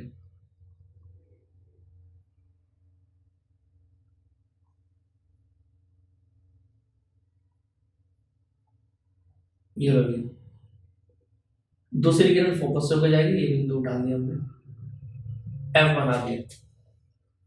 ये कौन सा बिंदु बना दिया हमने, एफ बना दिया। अब देखो, पहले लेंस ने जो वस्तु का प्रतिबिंब बनाया वो कहां बनाया, दोनों लेंसों के बीच में। और ये प्रतिबिंब कौन सा बना, ये लो जी, ये उल्टा बना। ये प्रतिबिंब कैसा बना, उल्टा बना। आ रही है बात समझ में कि नहीं आ रही, आपने पढ़ा है ना, डेरिवेशन में भी आपने पढ़ा होगा कि पहले लेंस द्वारा बनाया गया प्रतिबिंब दूसरे लेंस के लिए वस्तु का काम करेगा। समझ में आ रही है बात भाई, इस लेंस ने प्रतिबिंब बना दिया यहां पर। अब ये जो प्रतिबिंब बना है, ये प्रतिबिंब ना बन करके वस्तु कहलाएगा लेंस L2 के लिए, जहां से हम इसको देख रहे हैं। कहने का मतलब है यहां से भी दो किरणें चलेंगी। देखो, जैसे सीधे लेंस में क्या होता है, वस्तु से किरण एक सीधी चलती है, फोकस से होकर जाएगी, और एक प्रकाशित केंद्र से होकर जाती है। ऐसे जब उल्टा हो जाता है तो उल्टे में भी ऐसे जाता है, कैसे जाता है देखो,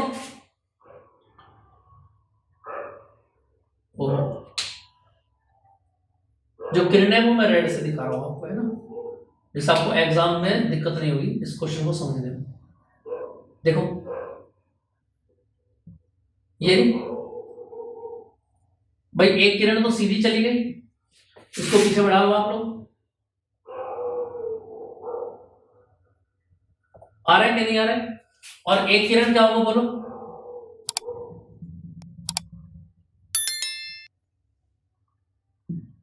ये लो जी, इसको काटा, इसको पीछे बढ़ाया आपने, दोनों को पीछे बढ़ाया तो यहां पर काटा, और जहां पर काटा इसको ऊपर मिला दो।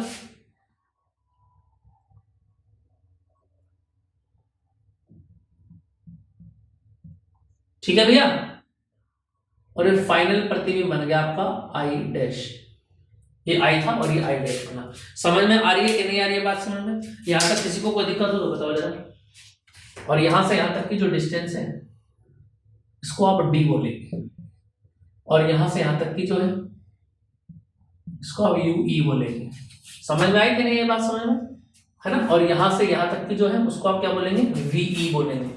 भाई समझ में आ रहा है कि नहीं आ रहा है बात समझ में, इतनी बात क्लियर आ रही है ना, बात समझ में। और जहां पर ये प्रतिबिंब बना था ये वाला, अब यहां से मैं आपको चीजें क्लियर कर दूं। ये फोकस पर बना था इस एफ ओ के, तो इसको एफ ओ बोलेंगे आप। और ये इस पर बना था, इसको एफ ई बोलेंगे आप। आया समझ में कि नहीं आया भैया? समझ में डायग्राम दिख रहा है ना आपको सभी को? डायग्राम में कोई दिक्कत तो नहीं किसी को? चलो एकदम मस्त तरीके से डायग्राम आपको दिखा दे रहा है, किसी भी तरह की कोई दिक्कत यहाँ पर महसूस नहीं हो रही है ना? ठीक है बेटा जी, क्लियर आ रही है बात समझ में कि नहीं आ रही है बताना जरा। चलो जी, अब देखो जरा, हमने एक चीज पढ़ी है, दर्शन कोण। एक कोण तो ये बनाएगा, इसको हम अल्फा बोलते हैं, और एक कोण ये बनाएगा जिसको हम बीटा बोलते हैं। आ रही है बात समझ में कि नहीं आ रही? अब आपको यहां से दो त्रिभुज दिखाई दे रहे होंगे, अगर मैं बात करूं अल्फा और बीटा के लिए। दोनों त्रिभुज कौन कौन से, अगर मैं आपसे पूछूं, देखना जरा भाई, हमको क्या निकालनी है? आवर्धन क्षमता निकालनी है। और बेटा जी आवर्धन क्षमता का हमने एक फॉर्मूला पढ़ा था बचपन में, m बराबर बीटा अपॉन अल्फा, प्रतिबिंब द्वारा बनाया गया कोण बटे वस्तु द्वारा बनाया गया कोण। क्लियर बात समझ में आ रही कि नहीं आ रही? जिन बच्चों ने नहीं भी पढ़ा है ना, वो इन क्वेश्चन को अच्छे से पढ़ लें, बस इन वीडियो को देख लें। जिसने अभी तक कुछ भी नहीं करा है, जो बिल्कुल कंगाल पड़ा हुआ है, पसीने आ रहे हैं कि निमट गया वो, तो वो इन वीडियो को तैयार कर ले बेटा, लिख के दे रहा हूं, गारंटी 70 पहुंच जाओगे। ठीक है, चलिए अब अगर मैं बात करूं तो m निकालना है, तो बीटा और अल्फा मुझको निकालने पड़ेंगे। तो दोनों के निकालने के लिए क्या करना पड़ेगा बताना जरा। अगर मैं बोलूं यहां से सबसे पहले आवर्धन क्षमता,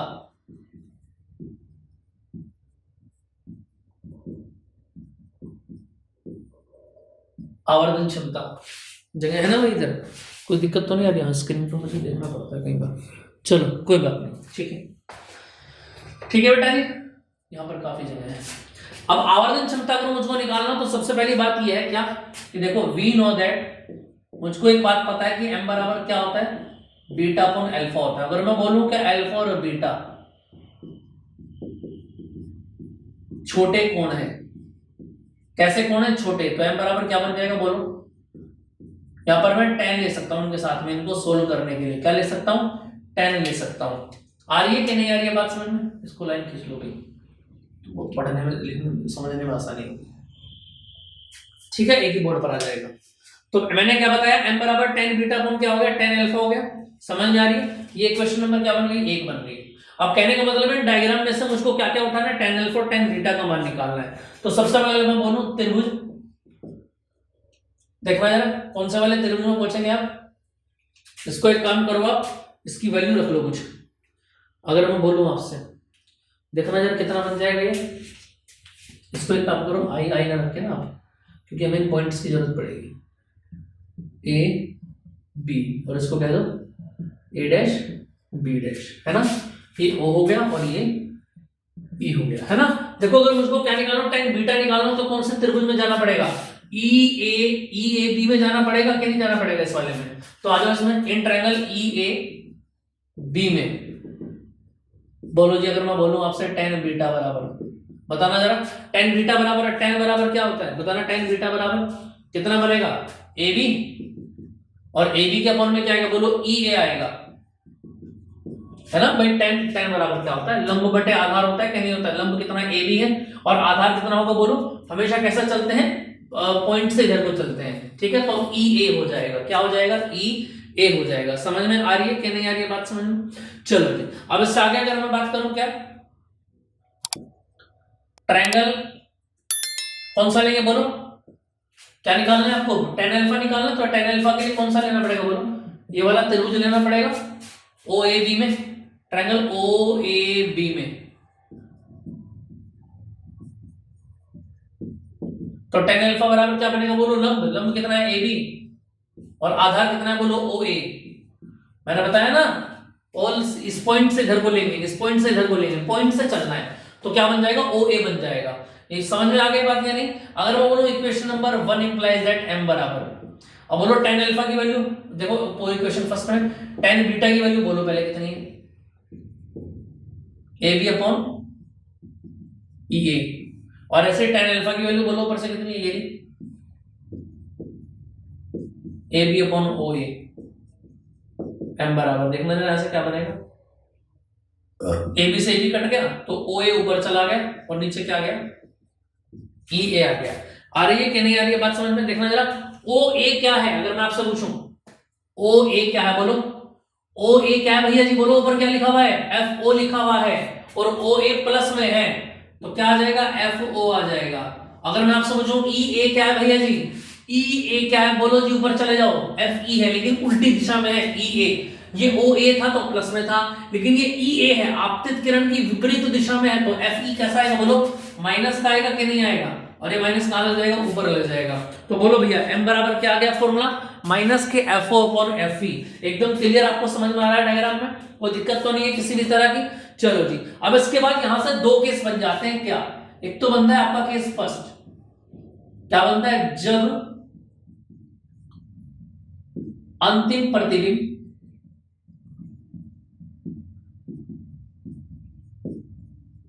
स्पष्ट दृष्टि की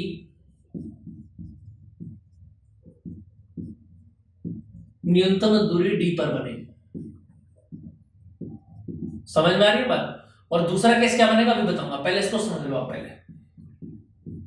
यानी अंतिम प्रतिबिंब क्या बताया, स्पष्ट दृष्टि की न्यूनतम दूरी डी पर बने, यानी कहने का मतलब है u बराबर तो माइनस के यू ही रहेगा लेकिन v बराबर क्या बन जाएगा, v प्रतिबिंब कहां पर बनेगा, d पर बनेगा। प्रतिबिंब कहां पर बनेगा, प्रतिबिंब कहां पर बनेगा भैया, d पर बनेगा और d भी कैसा रहेगा, माइनस का रहेगा।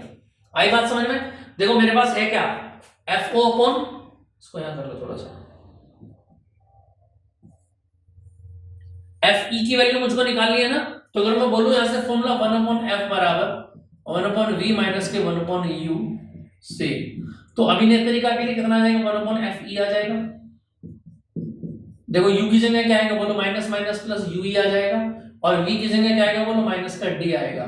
आ रहा है कि नहीं आ रहा है बात समझ में? अगर मुझको यहां से एफ ई की वैल्यू मैं निकाल दूं, यहां से 1 अपॉन एफ ई की वैल्यू क्या निकालूंगा यहां से, बताना जरा।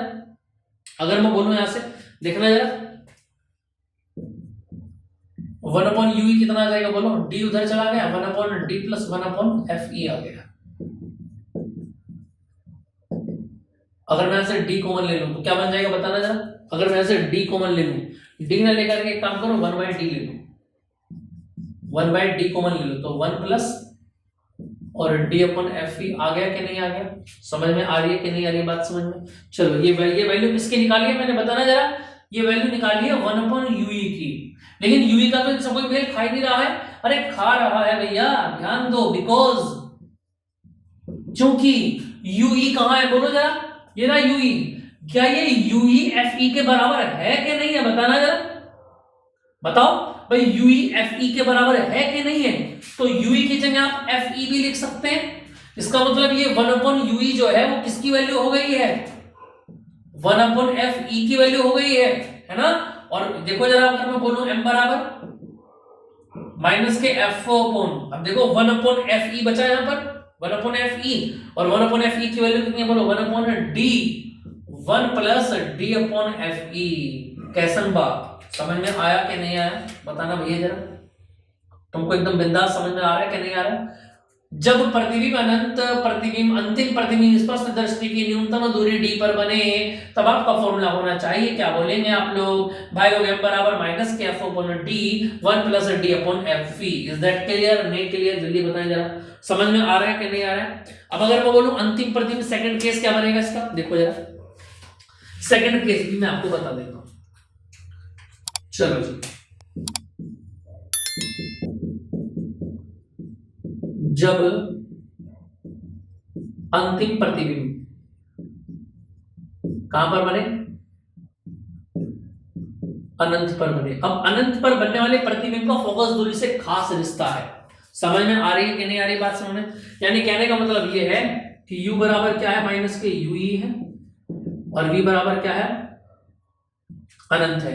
आ रही है नहीं आ रही है बात समझ में? अब कहने का मतलब इन दोनों को सोल्व करेंगे तो कैसे करेंगे भाई, u की जगह तो u ही है लेकिन v की जगह क्या रखना पड़ेगा, अनंत रखना पड़ेगा।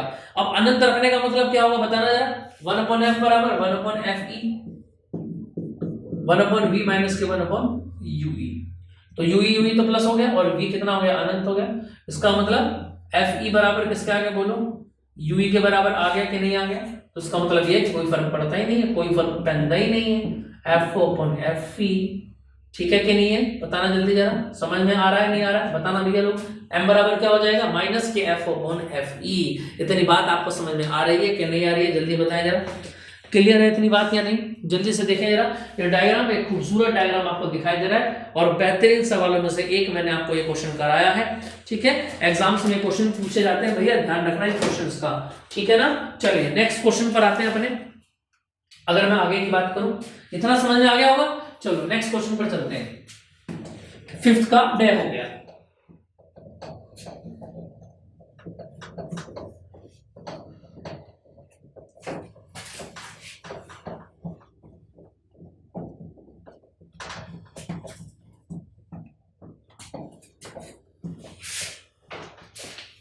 चलिए नेक्स्ट क्वेश्चन पर आ जाते हैं। देखिए जरा नेक्स्ट क्वेश्चन में क्या बोला गया है, फिफ्थ का डे, डे हो गया है ना, हाँ डे हो गया है। डे के बाद की अगर मैं बात करूं तो डे के बाद क्या पूछा गया नेक्स्ट क्वेश्चन में, देखना जरा। डे के बाद क्वेश्चन में क्या पूछा गया है, अथवा में दिया गया है क्वेश्चन, और अथवा में क्या बोला गया है कि किसी सूक्ष्मदर्शी में 2 सेंटीमीटर फोकस दूरी, 2 सेंटीमीटर फोकस दूरी का अभिदृश्यक के बारे में मैंने आपको बताया था, जहां जहां अभिदृश्यक होगा वहां ओ यूज होगा। तो यानी कहने का मतलब ये है, सबसे पहले दूरदर्शी है, याद रखना, न्यूमेरिकल जब भी करो तो सबसे पहले ऊपर लिख दो दूरदर्शी है या सूक्ष्मदर्शी है। 2 सेंटीमीटर फोकस दूरी का मतलब यानी एफ ओ बराबर कितना हो गया 2 सेंटीमीटर, ठीक है भैया। और क्या बताया गया 6.25 सेंटीमीटर फोकस दूरी का नेत्रिका लेंस है, एफ ई बराबर, ठीक है। चलो जी, अब आगे क्या पूछा गया कि नेत्रिका लेंस से एक दूसरे, ये दोनों के दोनों लेंस एक दूसरे से कितनी दूरी पर है 15 सेंटीमीटर की दूरी पर है। जब भी आ जाएगी दो लेंसों के बीच की दूरी तो याद रखना यूई प्लस वीओ, ये याद रखना, एक इक्वेशन बन जाती है यहां से, ठीक है। यूई प्लस वीओ का मतलब होता है दोनों लेंसों के बीच की दूरी, समझ में आया कि नहीं। यानी पहले वाले में जो प्रतिबिंब बना होगा वहां से वस्तु तक की दूरी को जोड़ देंगे तो 15 सेंटीमीटर बन गया। किसी वस्तु की अभिदर्शक से कितनी दूरी पर रखा जाए, है ना, कितनी दूरी पर रखा जाए वी नॉट आपको बताना है। एक बार फिर दोबारा देख लें, किसी वस्तु को अभिदर्शक से, हाँ वी नॉट बताना है।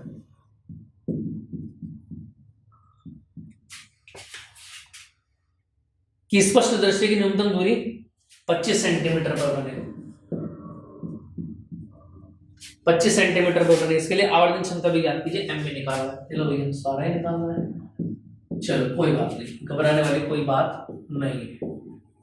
चलिए समझ में आया कि नहीं ये बात समझ में। देखो अब सबसे पहली बात ये वी नोट अगर आपको निकालना है तो वी नोट तो यहां से निकल जाएगा सीधा सीधा, लेकिन उससे पहले आपको क्या होना चाहिए, यूई आपके पास होना चाहिए। और यूई कैसे निकालेंगे आप बताना जरा भाई, यूई निकालने का क्या तरीका है फंडा आपके पास अगर मैं आपसे पूछूं, देखना जरा।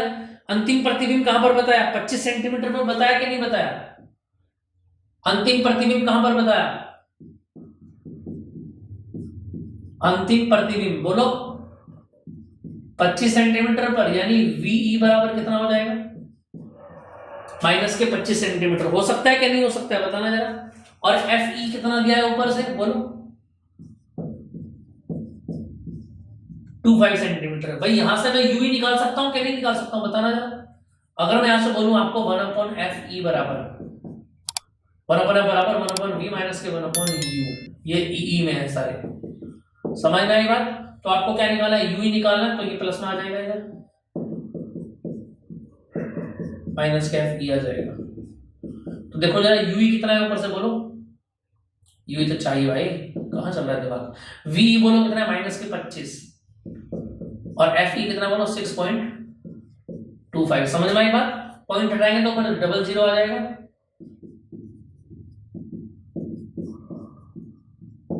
और जब इसको हटाएंगे तो कितना बनेगा देखना जरा, कितना कितना कट जाएगा ये भाई, ये कटेगा सीधा सीधा भाई,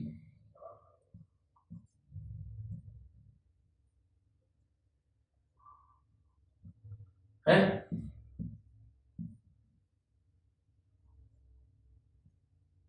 चलो ये तो 25 से भी कट जाता, कोई बात नहीं। चलो 4/25 कोई दिक्कत वाली बात नहीं है, ठीक है जी। लेट कर लो लेकिन जल्दबाजी के चक्कर में गलत मत कर देना, क्योंकि एग्जाम में ये गुंजाइश आपको मिलेगी नहीं गलत करने के बाद फिर दोबारा आप उसको सही कर सके। अक्सर क्वेश्चन न्यूमेरिकल एग्जाम्स में जो क्वेश्चन गड़बड़ हो जाता है न्यूमेरिकल में, उसको सही होने के चांस फिर खो देता है बच्चा। 4 और 1 कितना हो गया 5, और 5 पंजे कितना हो गया भैया जी 25 हो गया। तो यूई बराबर कितना आ गया माइनस के 5 सेंटीमीटर आ गया।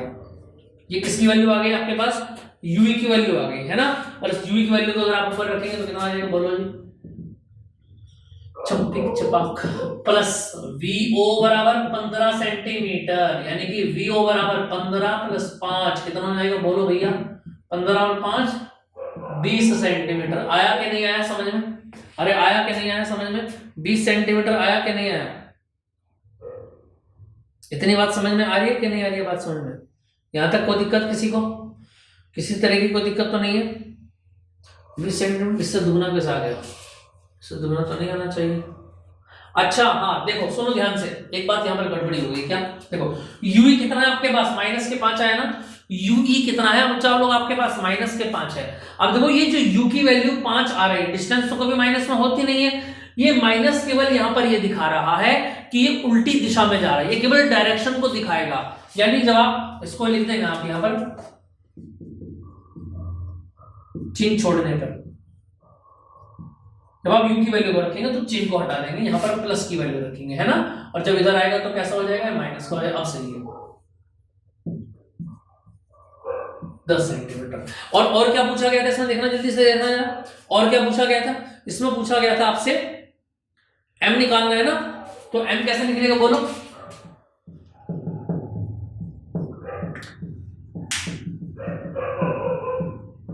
ऐसे तो निकलेगा भाई। अगर मैं बात करूं दूरदर्शी के बारे में, बताना जरा ये आया कि नहीं आया, अभी तो बताया था मैंने आपको v नोट अपॉन, अच्छा f नोट नहीं, हाँ ये नहीं आएगा, ये नोट आएगा m बराबर, ठीक है भैया। देखो v नोट है आपके पास, ये राजी 10 आ गया, u नोट है आपके पास, नहीं भैया u नोट नहीं है, तो भैया u नोट निकालना पड़ेगा, 1 अपॉन f बराबर 1 अपॉन v माइनस के 1 अपॉन u।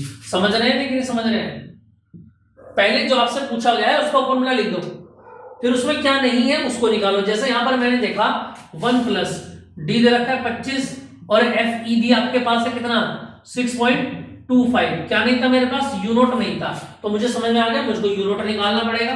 अब यू नोट निकालने के लिए क्या लगाना पड़ेगा, फॉर्मूला लगाना पड़ेगा कि नहीं लगाना पड़ेगा, बताना जरा। एफ नोट की वैल्यू कितनी है बोलो 1/2, 1 अपॉन ये यू नोट हमको चाहिए, वी नोट कितना है अपने पास 10, तो 1 अपॉन यू नोट इधर आ गया 1/10 और 2 को इधर ले आए है ना, तो माइनस के 1/2 आ गया 1 अपॉन यू नोट। एलसीएम कितना आ जाएगा बताना जरा, 10 ही आ जाएगा, और 10 1 जा 1 बचेगा, 2 5 जा 5 1 जा 5, यानी कहने का मतलब है माइनस के 4/10, यानी यू नोट कितना आ गया बताना जरा, माइनस के 10/4 आ गया। ये यू की वैल्यू यू नोट की वैल्यू आ गई, किसकी वैल्यू आ गई, यू नोट की वैल्यू आ गई 10/4। अब फिर दोबारा माइनस को छोड़ के यहां पर रखेंगे, अब याद रखना 10/4 को मतलब ऊपर ले गए, 10 से 10 कैंसिल हो गया, हम बराबर कितना आ गया बताना जरा, माइनस 4 इंटू यहां से कितना बनेगा 25/6 पॉइंट हटाया तो 100 आ गया ऊपर, और कितना बनेगा बताना जरा 25 और 25 चौका 104 और 1 5, यानी m बराबर कितना आ गया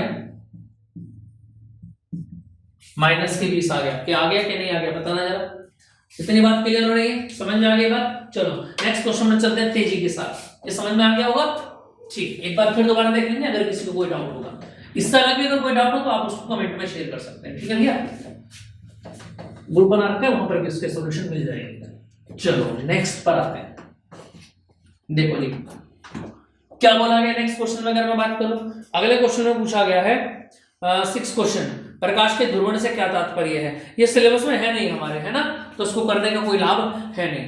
बाकी ध्रुवण बता देता हूं कि जब भी अध्रुवित प्रकाश को किसी टुर्मेलिन धातु के ऊपर डाला जाता है, टुर्मेलिन कैसी होती है, इस तरीके से धातु होती है, और अध्रुवित प्रकाश कैसा होता है जो सब दिशाओं में भागता है, समझ में आ रही है। जब किसी टुर्मेलिन ढाल पर डाला जाता है तो याद रखना इसमें क्या होता है, इसमें से केवल ध्रुवित प्रकाश ही बाहर निकलता है, ध्रुवित प्रकाश बाहर निकलता है, और ये जो ध्रुवित प्रकाश अध्रुवित प्रकाश से जो ध्रुवित प्रकाश बाहर निकलता है। समझ में आई कि नहीं ये बात? समझ में? यही क्या कहलाता है? आपका ध्रुवण कहलाता है। इसको आप नोट कर लें, नहीं भी करेंगे काम चल जाएगा। सिलेबस में नहीं है, क्यों पेंदा लेना है। चलिए अगले क्वेश्चन पर आ जाते हैं। नेक्स्ट क्वेश्चन में क्या बोला गया देखो जरा, नेक्स्ट क्वेश्चन में क्या बात बोली गई है। क्वेश्चन नंबर आ जाते हैं नेक्स्ट, देखें जरा। अथवा में दे रखा है भैया, हाइगेंस के द्वितीय तरंगिका सिद्धांत का, द्वितीय तरंगिका सिद्धांत क्या है, और 6000 एंगस्ट्रॉम तरंग दैर्घ्य। अच्छा पहले द्वितीय तरंगिका सिद्धांत देख लेते हैं। देखो अगर मैं बात करूं यहां से 2022 की जीजी सेट में भी आया ये, ठीक है, 2017 में भी पूछा गया हाइगेंस।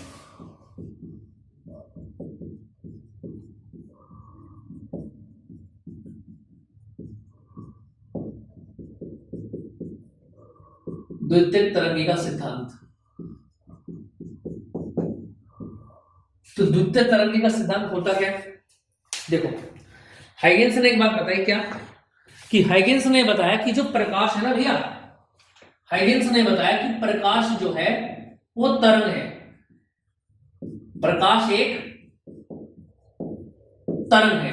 समझ में आ रही है कि अब तक ये पता था केवल पार्टिकल की फॉर्म में होता है, लेकिन अब बताया तरंग है। समझ में आ रही है या नहीं आ रही है? यानी कहने का मतलब ये है कि जब प्रकाश किसी माध्यम में से होकर गुजरता है तो माध्यम के कण कंपन करने लगते हैं। समझ में आई बात ही नहीं? यानी प्रकाश जब भी किसी माध्यम से होकर के निकलेगा तो माध्यम के सारे कण क्या करने लगेंगे? वाइब्रेशन करने लगेंगे, कंपन करने लगेंगे। आ रही है क्या नहीं आ रही है बात समझ में? समझ में आई बात या नहीं? यानी कहने का मतलब ये होगा बेटा जी, माध्यम में, ये हाइगेंस ने बताई बात, बना वह काल्पनिक पृष्ठ, थोड़ा सा तेज चल रहा हूं ना इसलिए गड़बड़ हो रही है, काल्पनिक पृष्ठ जिस पर उपस्थित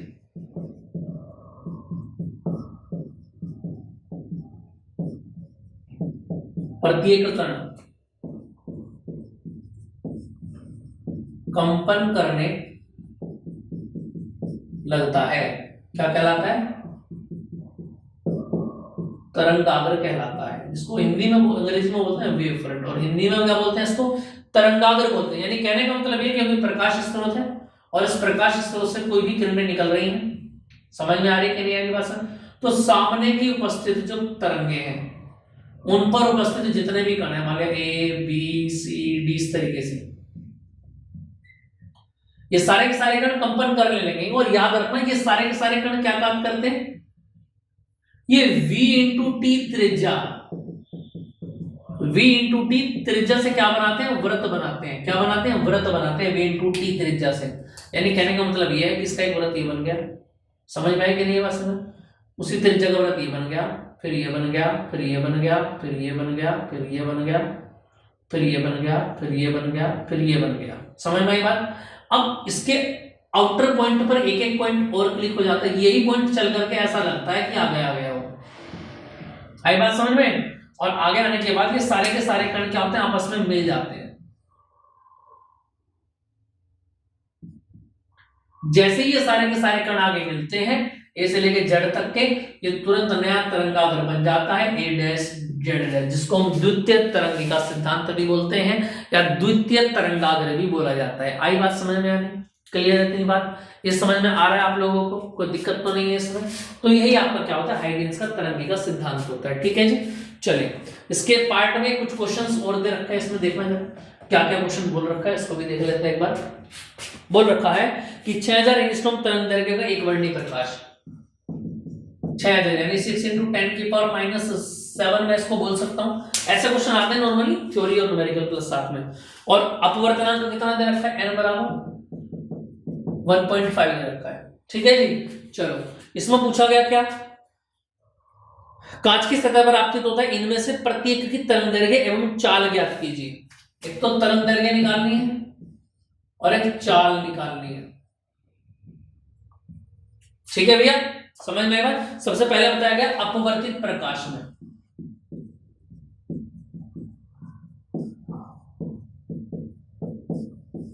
अपवर्तित प्रकाश में क्या पूछा गया, इसमें सबसे पहले आपको चाल निकालनी है। तो अगर मैं चाल पूछूं आपसे तो v बराबर क्या होता है बताना जरा, c/n होता है कि नहीं होता है बताना। c कितना है 3 × 10⁸ और n कितना बोलो 1.5, पॉइंट से पॉइंट गया, हटाया तो ऊपर 0 आ गई, और 3 × 5 = 15 और 5 × 2 = 10, यानी 2 × 10 की घात 8 मीटर/सेकंड हो गया।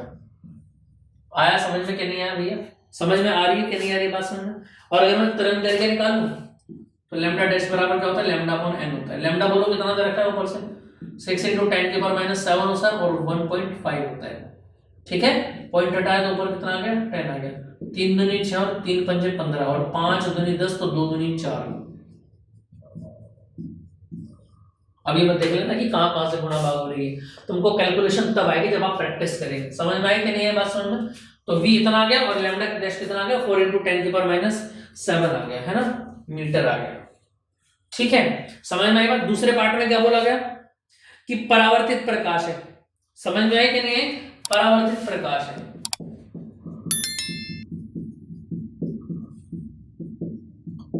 और परावर्तित प्रकाश में क्या क्या निकालना है आपको देखना जरा। परावर्तित प्रकाश में क्या निकालना है, एक तो चाल निकालनी है ना, और दूसरे में क्या निकालना है, कहां गया क्वेश्चन ये, दूसरे पार्ट में क्या निकालना है आपको, एक तो चाल निकालनी है, ठीक है, और यहां से कितना बनेगा ये देखना जरा, चाल निकालनी है और आवृत्ति निकालनी है। समझ में आई कि नहीं है बात समझ में। ठीक है, तो यानी कहने का मतलब ये है कि यहां से कितना बनेगा देखना जरा। अगर मैं आवृत्ति पूछूं तो आवृत्ति न्यू बराबर क्या होता है, c/λ बनेगा कि नहीं बनेगा। c कितना है 3 × 10⁸ और लैम्डा कितना बोलो 6 × 10⁻⁻⁷, 3 दूनी 6 और 200 पर काटा हो तो 0.5 × 10⁻⁷, 7 ऊपर गया तो कैसा बन जाएगा, प्लस का बन जाएगा, और 8 और 7 कितने बन जाते हैं 15। समझ में, पॉइंट हटाया तो नीचे 10 आ गया, मतलब कहने का मतलब पॉइंट हटाएंगे तो 10 आएगा तो कितना आ जाएगा 5 × 10⁻1 है ना, ऊपर जाके -1 यानी कि 14 आ जाएगी, हर्ट्ज आ जाएगा। इतनी बात समझ में आ गई कि नहीं आ गई, क्लियर है इतनी बात। आवृत्ति बदलती है बाकी कुछ नहीं बदलता है, ठीक है ना, समझ में आ गई बात। चलो जी नेक्स्ट क्वेश्चन है, इससे रिलेटेड क्वेश्चंस आप अपने आप कर सकते हैं।